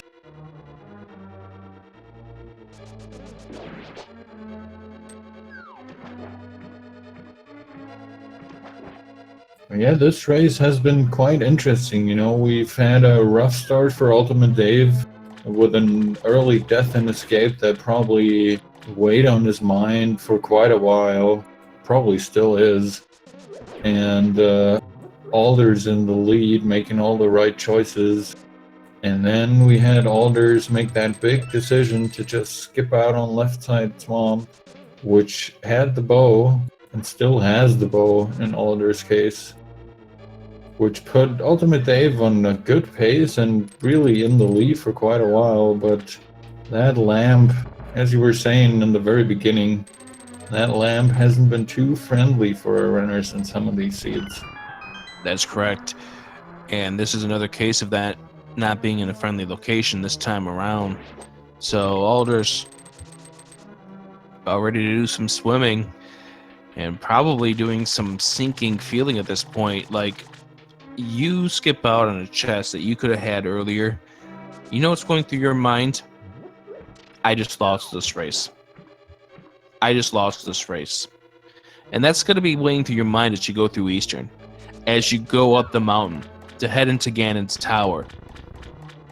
And he's going to think that this race, he could have had this had he had checked this chest about 40 minutes ago when he was here in Swamp. Yeah, as soon as he opens up that chest on the right side here and grabs that bow, the first thought through his mind will be, oh my god, he's gonna be expecting the dot done from his opponent any second from then on. 1 hour, 37, 11 seconds. aLderzz, the first of these 2 runners to go into go mode. Yeah. Unbelievable turn of events in this run here. And this is why, as far as viewing these races are concerned, you should never consider a winner or a loser until the official done. You never realize what's going to end up happening. You never realize the choices that one's going to make. Some of these seeds may not be straightforward as you think. There might be a gamble. There might be an overlooked spot. There may be a runner making a weird decision. There could be a costly death. Things like that can always come into play when it comes time for these runs. aLderzz has to clean up Eastern. This is just quick get over to the Armos Knights. You know, we can sit here and make this fight against the Armos Knights so dramatic and drawn out with 5 hearts remaining. But with red mail, silver arrows, and the butter sword, you know what we're getting ready for. Yep, it's not going to be long anymore. We just need to grab this final crystal for aLderzz, and as you just said, it's definitely not going to be a huge issue. He has the lamp, he has the silver arrows, he has red mail. Good news for Dave, he is leaving, but at this point he is well behind. He's still got to do Misery Mire. He's still got to do Turtle Rock. Yeah, this is a tough one. He has a lot of catching up to do thanks to both the dips into Hera, Pod, and also Ice Palace now finally basically going through all the pendant dungeons. Yeah, the dip through Hera wasn't bad, but once you went into Pod, once you went into Ice Palace, that gave you your all the time he needed to make the comeback. and to finally close the hole that was in his routing. And I don't know where Dave is going. He does not have the item to get into Turtle Rock, and I don't know what he's doing. Oh, he's gonna go do Spike. He got the magic cape. Yeah, and after Spike Cave, he's going to be left with no other choice than to finally make his way into Misery Mire.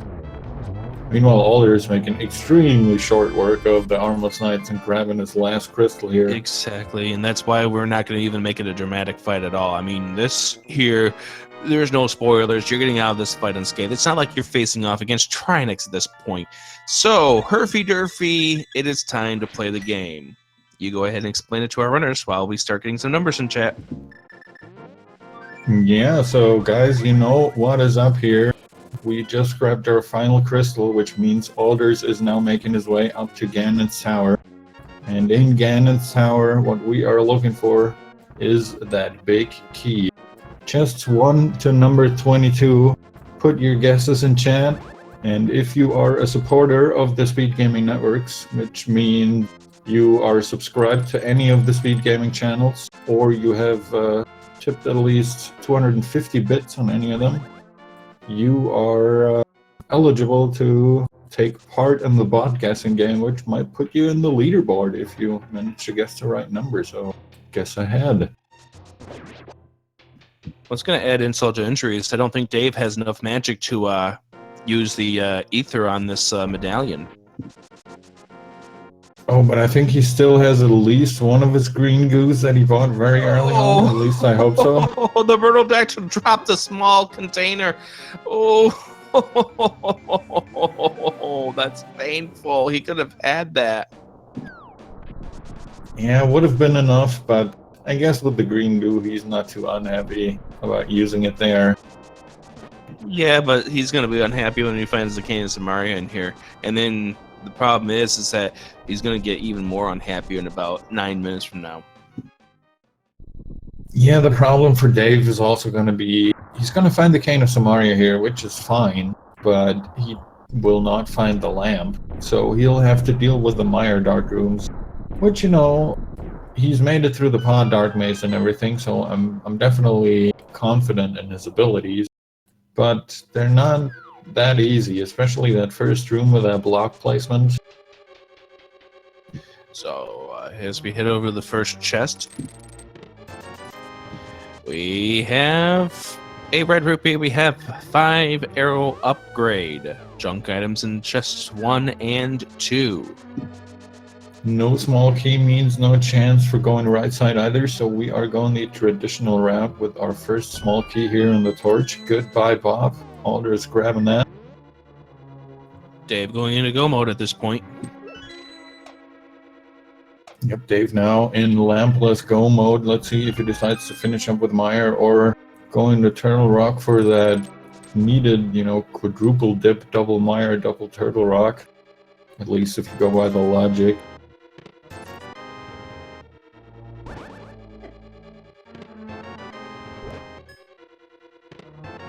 So far, we've gone through chests 1 through 7. No big key.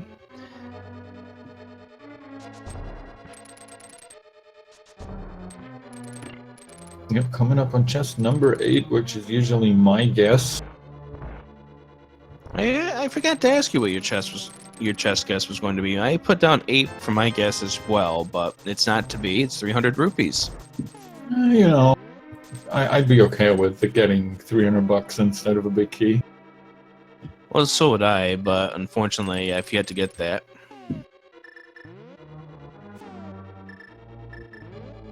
aLderzz here going for the swag strat, grabbing it on a second try, very nicely done. Yeah, that's NMG strats right there. Pulls it off with only one issue, but it's a trick I've still yet to pull off. So kudos to aLderzz and anyone else who's able to pull it off. Chest 9 is a bee in a bottle. That's our third bottle and our second bee in a bottle. This time probably not a good bee. Well, at this point, there are no good bees. We've only had one of those. I think aLderzz still has his. At this point in the run, there are no good Bs. It's only Bs you don't want to see. 10, 11. Chest number 11 has the big key, so if you guess number 11, you are today's winner. Chest number 11, our big key here. So aLderzz now making his way up the rest of the gauntlet, or into the gauntlet.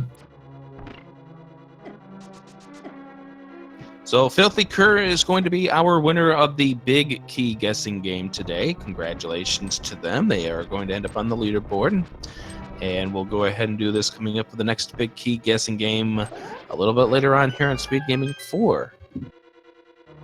Yeah, there is plenty of races to come, as you've probably come to expect from the last 2 weeks going on here.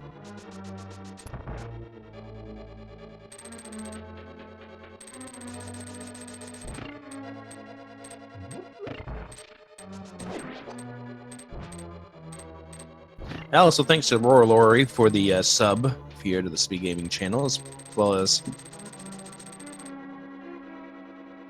I believe somebody ended up giving 250 bits as well during that process. Yep, Space Mousy. Yeah, thank you for all the support.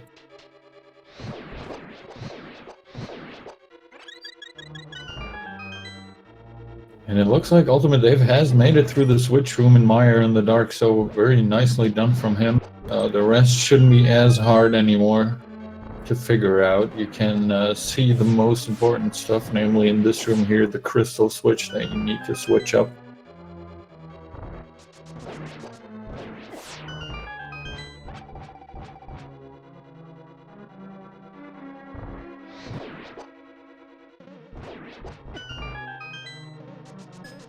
So here's the dark room here, and Ultimate Dave has gone through the two grueling dark rooms, so that's good to see that Dave does know how to take care of the Mire dark rooms. They are some of the worst ones in the game, and we have quick cycle 1 ammo kill for aLderzz. Easy to do with the silver arrows if you know that timing. Yeah, absolutely no problem for him. Now we're going to see some nice Cane of Samaria strats on these whiz robes. And Dave through the dark rooms, but the reluctancy to go into Misery Mire until it was the last place possible. Turn the tide on this race as aLderzz climbing up the tower.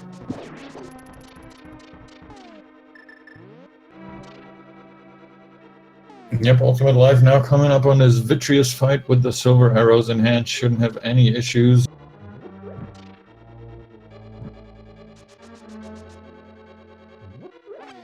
And with the silver arrows, an easier fight, but UltimateDaveLIVE finishing off with Vitreous, making his way up to Turtle Rock at this point as aLderzz up to the 6th floor. Good to see no torch glitch, or rather despawn. Yep, let's hope he remembers to pick up that last key that he needs. Looks like he does. Yeah, he's fighting off the Helmosaurus here, so he does know about his key situation. We've also got aLderzz menu forming an interesting little A every time he opens it up. I think that's very nice.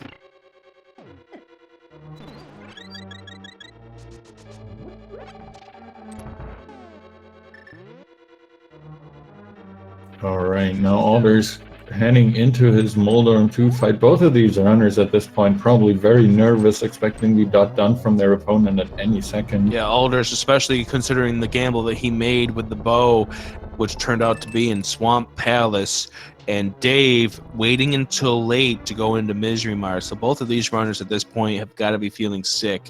And this is a test of seeing how calm these runners can be under pressure, because this is where the pressure will get to you. Yeah, absolutely. You really... This can, falling to Ganon once or twice. I mean, Ultimate Dave is a whole Turtle Rock behind, so it's going to be hard for him to catch up. I don't want to make this sound more exciting than it actually is going to end up being, but... Though this could line up for a triple if we... Nope, we get the blue balls. And we didn't get the right angle on the second hit there, but 2, 1... And no, just a bit outside. So it's so far 1-1-1 here for aLderzz. And I think that was the hit at the same time. So yeah, it is. We're at 5. Just needs to get one more hit. There it There is. we go.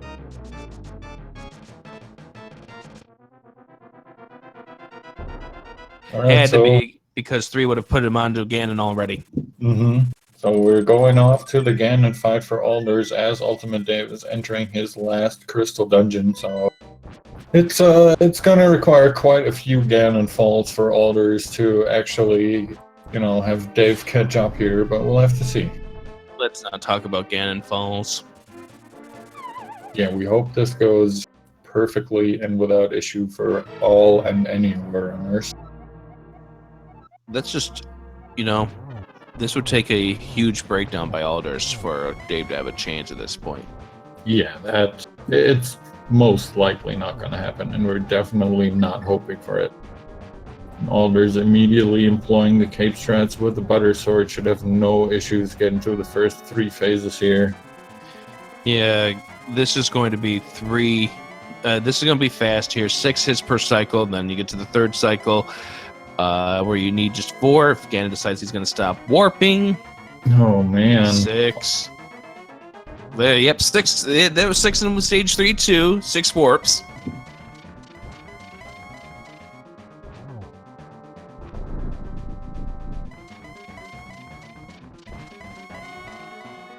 Stay in one place there, pig. So far he's got to throw in 2 at least every time. Let's see. That's a little nicer. Nice. Find the arrows in the light world? Yes, we did. Here, have some. Alright, we're getting 1 arrow in immediately. Don't get the torch glitch. Not a huge deal with half magic, but ALDERZZ needs to be a little careful. Yeah, unfortunately, I think this is where the nerves start to get in. This is what I was talking about just a moment ago. Yeah, you can tell the nerves are really coming into play here. Expecting the dot done real soon. Gonna have to be careful, because right now, with that magic that's remaining, he doesn't really have a whole bunch of fire rod. He's got to lamp it up. Yep, this is lamp time. Ooh. He's really getting jarred at this point. This is nerve-wracking at this point, but this is going to be the final hit. Oh, misses him the outside. Oh, no. And the torches go out. Oh, the torches go out, hopefully for one last time. He's breaking down pretty badly, but he's got enough magic still to pull this off. He's just got to calm himself down and get this final hit. There it is. There we go. That was a lot more nerve-wracking than it needed to be, but ALDERZZ is going to win this race to improve to 2-1 over Ultimate Dave Live. Yeah, GG to ALDERZZ here, finishing up with an official SRTV time of 1 hour, 52 minutes, and 19 seconds. Probably wiping the sweat of his brows right now. Probably wondering how the expletive deleted did he win this. Yeah, more than likely. And we already do know that we're going to get him in here for a post-game interview. ALDERZZ! Hello! Hello. ALDERZZ! You had to make that Ganon fight a little more tense than it had to be, didn't you? I really did. That's like the worst Ganon fight I've ever had as well. Jeez. It was, yeah, that was something, but GG and congrats on your win. I'm sure you were pretty nervous there, especially after finally picking up that bow. Get him in here for a post-game interview. I was playing on my mind the entire time. I basically left Swamp. I was like, oh, it's possibly going to be in the back 2 chests, and I kind of, after a while, I figured if it is in the back 2 chests, my opponent might be pretty close to me, so I kind of had to gamble it was somewhere else, and then eventually it ended up actually being there. So I was kind of worried after I finally got it. It was, yeah, that was something, but give us just a second. And congrats on your win. I'm sure you were pretty nervous there, especially after finally picking up that bow.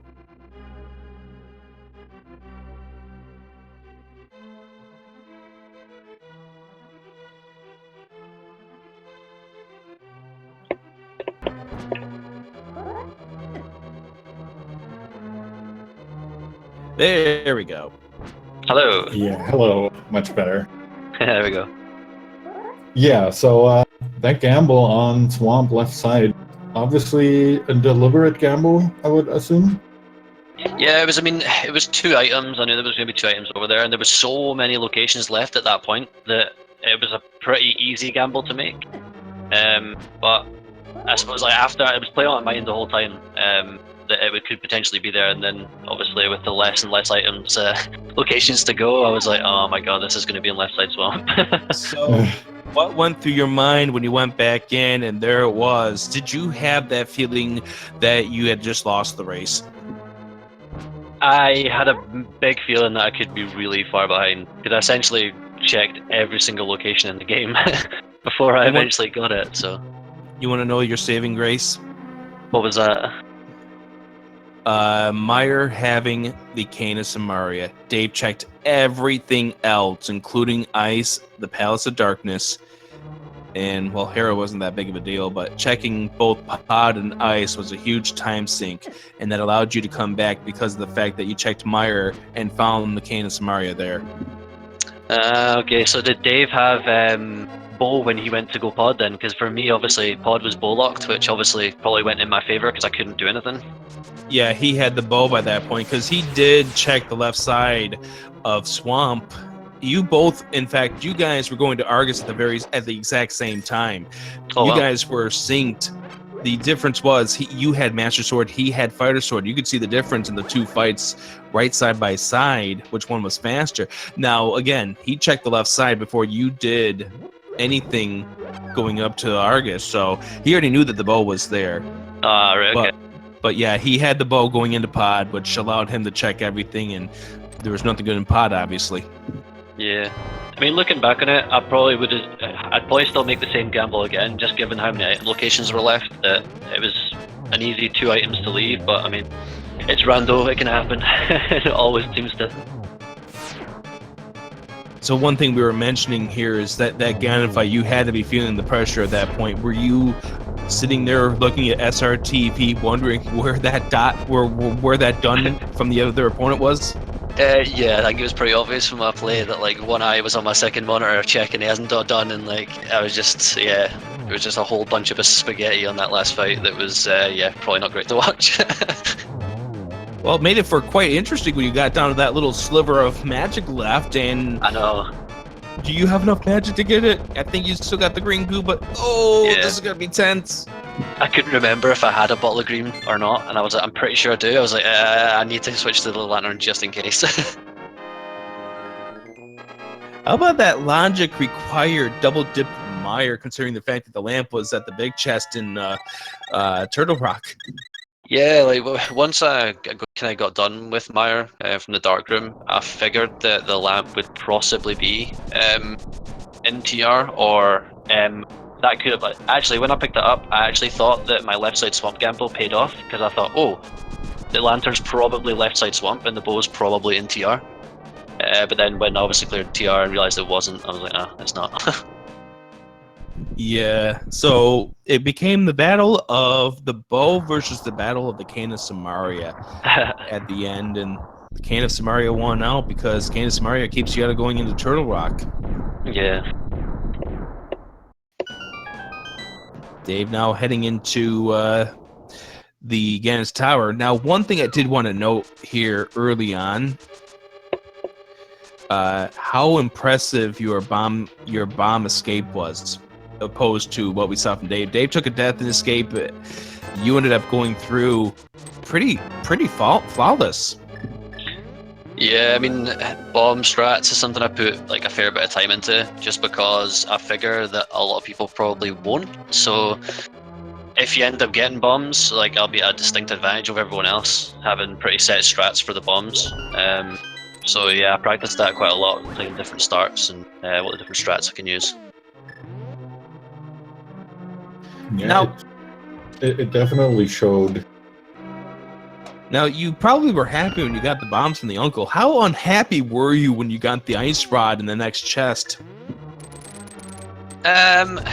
See, I don't know, because I didn't actually know what I could use Ice Rod for in Escape. I wasn't sure if anything... I know a lot of people don't take damage. I think blue guards possibly take damage, but I thought that was the only thing, so I wasn't too sure if it could be used a lot. My knowledge lacks there. I think the biggest thing with the ice would be if you could actually use it on the ball and chain guard. That's pretty much the biggest thing. Does the ball and chain guard take damage from it? I wasn't sure, so I didn't want to try it. Just like an end race, but... Well, you could use it on the green guard and throw him at the ball and chain guard. Ah, right, okay. That's good to know, actually. I didn't know that. Yeah, it takes 2 throws, and green guard stays alive for both of the throws, so it's pretty convenient. A little bit quicker than grabbing the pots, but it's not too much of a difference. That's not too bad then. Dave having a little interesting battle here in the hookshot room. Gets through it now, finally. Gets over to chest number 8. So, you're 2-1. Your thoughts? Going 2-1 in this tournament. Yeah, it's good coming in. Like, this is my first tournament. I've not done a lot of like racing before I've done this. I played a bit of rando just on my own, just non-race. So my goal really coming in was to win 2 or 3 races, to be honest. So going 2-1 up this early is like really, really good. I'm really happy with it. I'm assuming now I'm going to be going up against a lot tougher opponents now, so it's going to be getting interesting.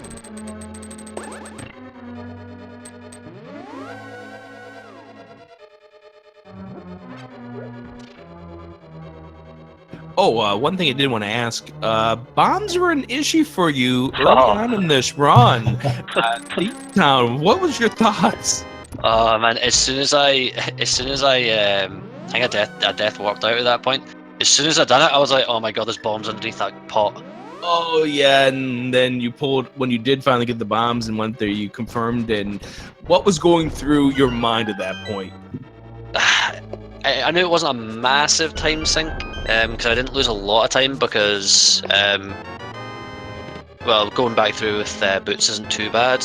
Probably maybe only lost like a minute and a half or so. But I think I came out and went elsewhere and ended up picking up another item, and I can't remember what it was now. Time's been out of the bonk rocks. Yes, it was. That was it. So it ended up kind of being worth it because I could route my south a little differently. Picking up blacksmith and doing purple chests and stuff all at the same time. So although it cost me a little bit of time in Thieves Town, I don't know if I probably made up time just because I could do all that in once. So it wasn't too bad after I found that. Yeah, it was an interesting find, but my goodness. Yeah. The whole fact you had to go back in. I know, I really wasn't happy with it. I mean, I should have bought bombs before when I was in Kakariko, which is what I was going to do. But I got 3 bombs from Chicken Hut, I think it was. So I had like enough to do the South Bootleg Dam and Mini Moldarm Cave. But yeah, as soon as I realised I had no bombs at that point, I was like, oh, why didn't I just buy bombs? I had the money.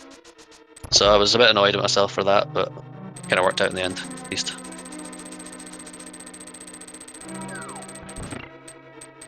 Yeah, and as we know, the trip to South Shore ended up being required this turnaround because of the fact that you've had the Moon Pearl from the mushroom. Oh, that's right, yeah. Yeah, as soon as I picked that up, I kind of just floated there. It's nice and quick and easy check, so I was pretty happy to find that straight away. Well, after I got the Moon Pearl, I was actually looking at being able to route in fake flippers and do Zora because I had enough money at the time. But by the time I got around to potentially doing it, I already had flippers anyway, so I kind of put that off a little bit. Yeah, you routed it together with the Quakefish chick, which is always, very convenient because both of the locations kind of out of the way. The catfish probably more so than Zora. But if you can get there with the mirror and flippers. Yeah, it's always nice being able to route them in together, just because, like you say, they are so far out of the way. We've also had a sword upgrade advantage for quite a while over Dave, and now that I'm looking at it, you still did up until the end. Dave never picking up the butter sword. Yeah, the one sword he ended up missing was the one that was in the Meyer big chest. Oh. Right, okay.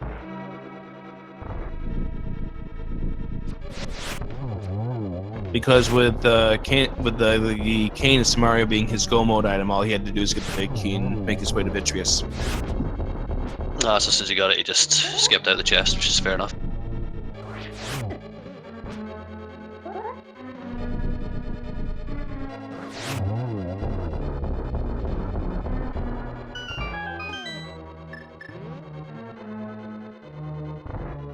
So you got a lot of heavy hitters in the 2-1 group. Who do you not want to face in week 4? I've not actually had a look to see who else is 2-1 yet.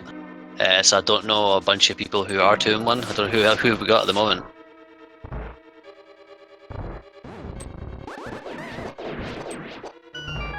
We've got, well, there's a whole lot of people, so I'm not going to list all of them. I'm just going to pick out a couple of people that stand out to me.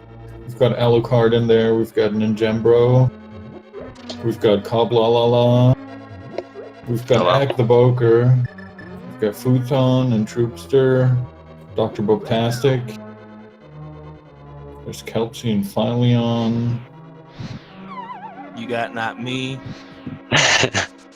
And definitely Not Me. Yeah, there's a lot of, I'm just having a look at it just now, there's a lot of big hitters in there that are going to be tough. I mean, Nin Taylor is also 2-1, so Nin Taylor will be super tough to play. Yeah, there's quite a bunch of people in there that are not easy to beat. No, not at all. It'll be an interesting fourth round. I think, to be honest, I think anyone I play against is going to be a really good player. So I think any matchup I really get in fourth round being 2-1 is going to be tough. Well, they didn't say making brackets was going to be easy. Like I say, I was happy getting 2 or 3 wins, so I'm pretty happy already. So any more wins I get, I'll be over the moon with, to be honest. That's a good way of looking at it.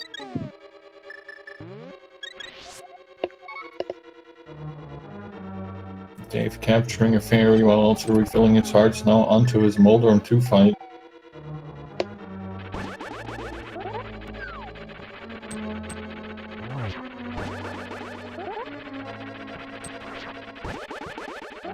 Moldorm is not in a good mood today, but hasn't pushed anyone off the ledge. Yeah, thankfully. Really kind of our Moldorm 1 fight for both of our guys here, because nobody bothered finishing up Tower of Hera for any reason. And I do want to ask that question. Now, obviously, you never saw what was on the pedestal, but you went up to Tower of Hera. You got both of the items out there, not relatively early, but earlier than Dave did. And so what led to your decision to pull out once you got the shovel there and not finish off against Moldorm? Just calculated risk, really. Like looking at what was pendant dungeons. Like it couldn't be bow, which is what I really needed. So I just took a calculated risk that I was probably not going to be a ped seed. I was starting to get a little bit worried when I was still had a few locations to check, but then I realised once I got Kane, because I thought Kane could have been there. But once I picked up Kane, I knew kind of Ped was dead, and I was okay. Well, we already knew that Ped was dead the way that you went through Ice Palace. We'll give you that explanation in just a moment, as Dave is doing Swagnum strats here. I think he already knows that he's lost this race, so he's going to give us a show here with the bug net. I'd love to see him pull the car cat and do the get the triple with the dash and strats, but we're not going to get that. I haven't been counting, to be honest. I think he needs 1 or 2 more hits, and then he's got them. He needs the blue balls to stop it forming. There we go. There we go. So we knew, based on the fact that Cold Stare dropped the small key in the Palace of Dark, rather than the Palace, in the Ice Palace, that was the first indication that the pedestal dream was dead. Because with Cold Stare dropping the small key, that meant, by logic, the game wanted you to have the Cane of Samaria to beat that dungeon. Nah, see, I didn't pick up on that at all. It's one of those logic things that not a lot of people really think about. It's more or less because that one key is supposed to go into that room that's to the right of that block switch that's supposed to allow you to turn down the switch to do the dungeon the annoying way. Yeah, that's good to know, actually. I didn't realise I could really tell from that. Little subtleties that I'll get to, I guess.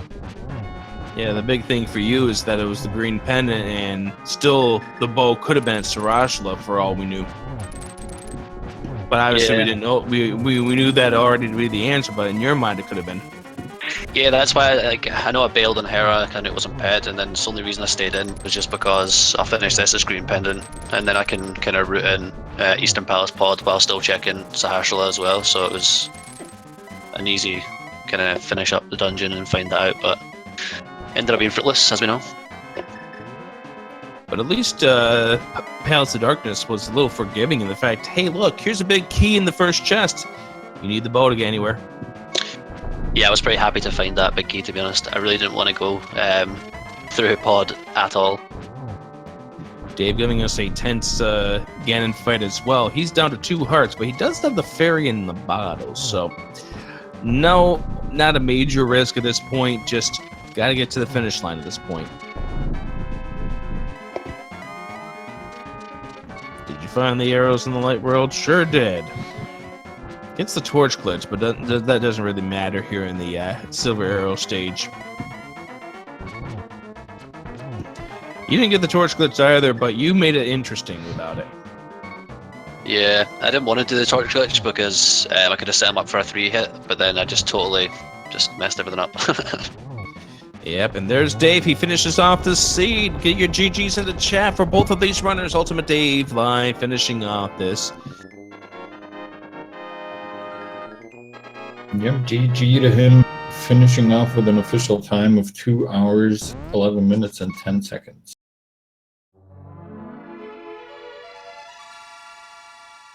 I believe we do have the UltimateDaveLIVE here with us. GG.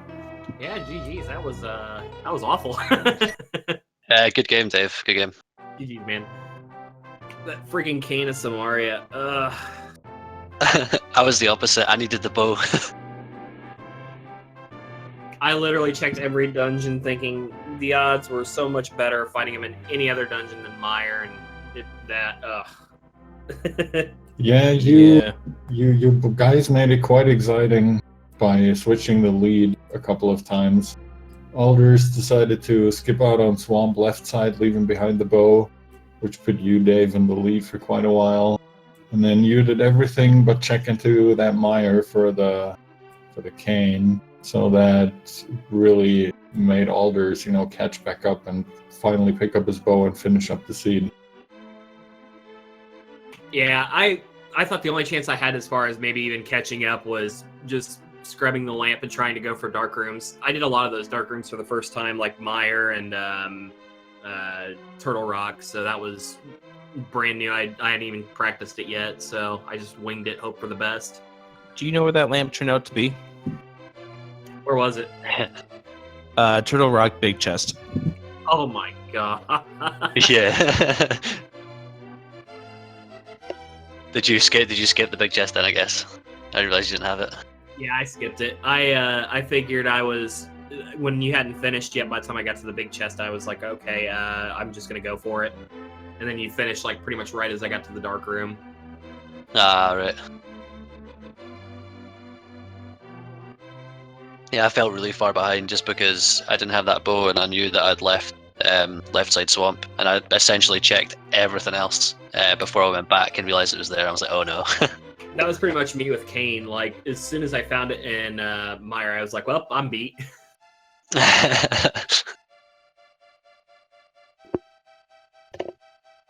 It was a good race. It was a fairly good seed. I wouldn't say it was massively trollish, but... Yeah, no, I felt like the seed was actually pretty good. I had a semi-bad escape that I felt like I was already behind, but otherwise, I mean, I felt like the items were in really pretty okay locations, and it was a pretty fast seed for the most part. Yeah, little did you know how this race ended up progressing here. Bombs turned out to be quite the interesting aspect of this early game. And then it just became a who would get the item for go mode the fastest. That's interesting. I'm definitely really looking forward to actually going back and watching it. Yeah, me too, just to see how her paths cross over, because all the guys have said passed over quite pretty close up until a certain point until I missed out left side swamp really and you didn't, so it'd be good to go back and watch it. Yeah, for sure, man. You guys definitely put on a good show, that's for sure. It was a very enjoyable race to watch, and I think you both did very well. And as you said, Dave, if those were your first darkroom tries, I definitely commend you for that. These darkrooms aren't the easiest, especially the Meyer one, where you have to put the block on the switch and the little fire shooter guys just push you out of the way, and then you don't know where you are anymore. It's a mess. Yes, I was really fortunate that I had the red shield there to at least kind of navigate through it without worrying too much about the beams, but still. Yeah, shout outs to the Randomizer Discord, because I learned the Meyer Darkroom from someone putting up a GIF on the training room. I learned it like 2 days ago and just learned it straight from that. Nice. The resources are so valuable when it comes to these tricks that these runners pull off, and the whole thing is that this community wants to help you grow. And congratulations on the win, aLderzz and UltimateDaveLIVE. You're going to go to 1 and 2. That puts you on that tightrope. But your thoughts going into week number 4? Well, I'm just gonna have to go back and practice a bunch. I really want to try and get better at bomb escape again. I was practicing it pretty heavy actually before this week and just didn't execute well. That and I'm gonna put dark rooms in my practice as well and try to get better at those. But I'm just gonna do what I can. And I was honestly just hoping to get a win coming into this tournament. I already got that, so I'm just gonna try for 2 and we'll go from there. So one thing I do have to commend you on, Dave, was the altering your strats in the ball and chain room. After that green guard decided to give you the how do you do by hitting you every time you tried picking up a pot, and then you finally went over to bomb the ball and chain guard. Yeah, I was just like, when he came up there, I was like, are you freaking kidding me? The whole time I was just that, like, if I had a sword there, it'd have been a lot of rage slashes there. And this was right after you ended up taking the death, so you already were behind at that point in your mind. So I had to have to give you kudos for that, as well as calming yourself down to be able to pull off the remainder of the run, because that's got to be a real bad feeling going through the first 5 to 10 minutes of the run. Yeah, it definitely was not great. My whole thought was just, all right, you can't control it, so might as well just treat it like it's a new run at that point and, just try to execute. Hopefully, there's some mistakes made along the way, and depending on how luck plays out, a couple-minute loss is not going to be the end of the world. So I just try to keep myself calm and go right back at it. And here's wishing you good luck as you enter week number 4 with a 1 and 2 record. Unless we face off against each other, then in that case, I'll see you and you'll see me, and we'll do anything but good luck wishes. Nah, I still wish you good luck, man. I know. All right. Anything you want to add, Herfy? No, I think you covered it pretty well. I just want to thank these guys again for an awesome show. And of course, good luck in the rest of the tournament for both of you. Absolutely. Thank you guys so much for commentating and for the restream, and thank you to the tracker, as well as Speed Gaming for allowing us to be on the restream today. Really appreciate it, guys. Yeah, thank you very much for joining us. Shout outs to Slothmaster, our tracker for this run. A lot of good help behind the scenes to make sure the buttons were pressed when we needed them to be pressed.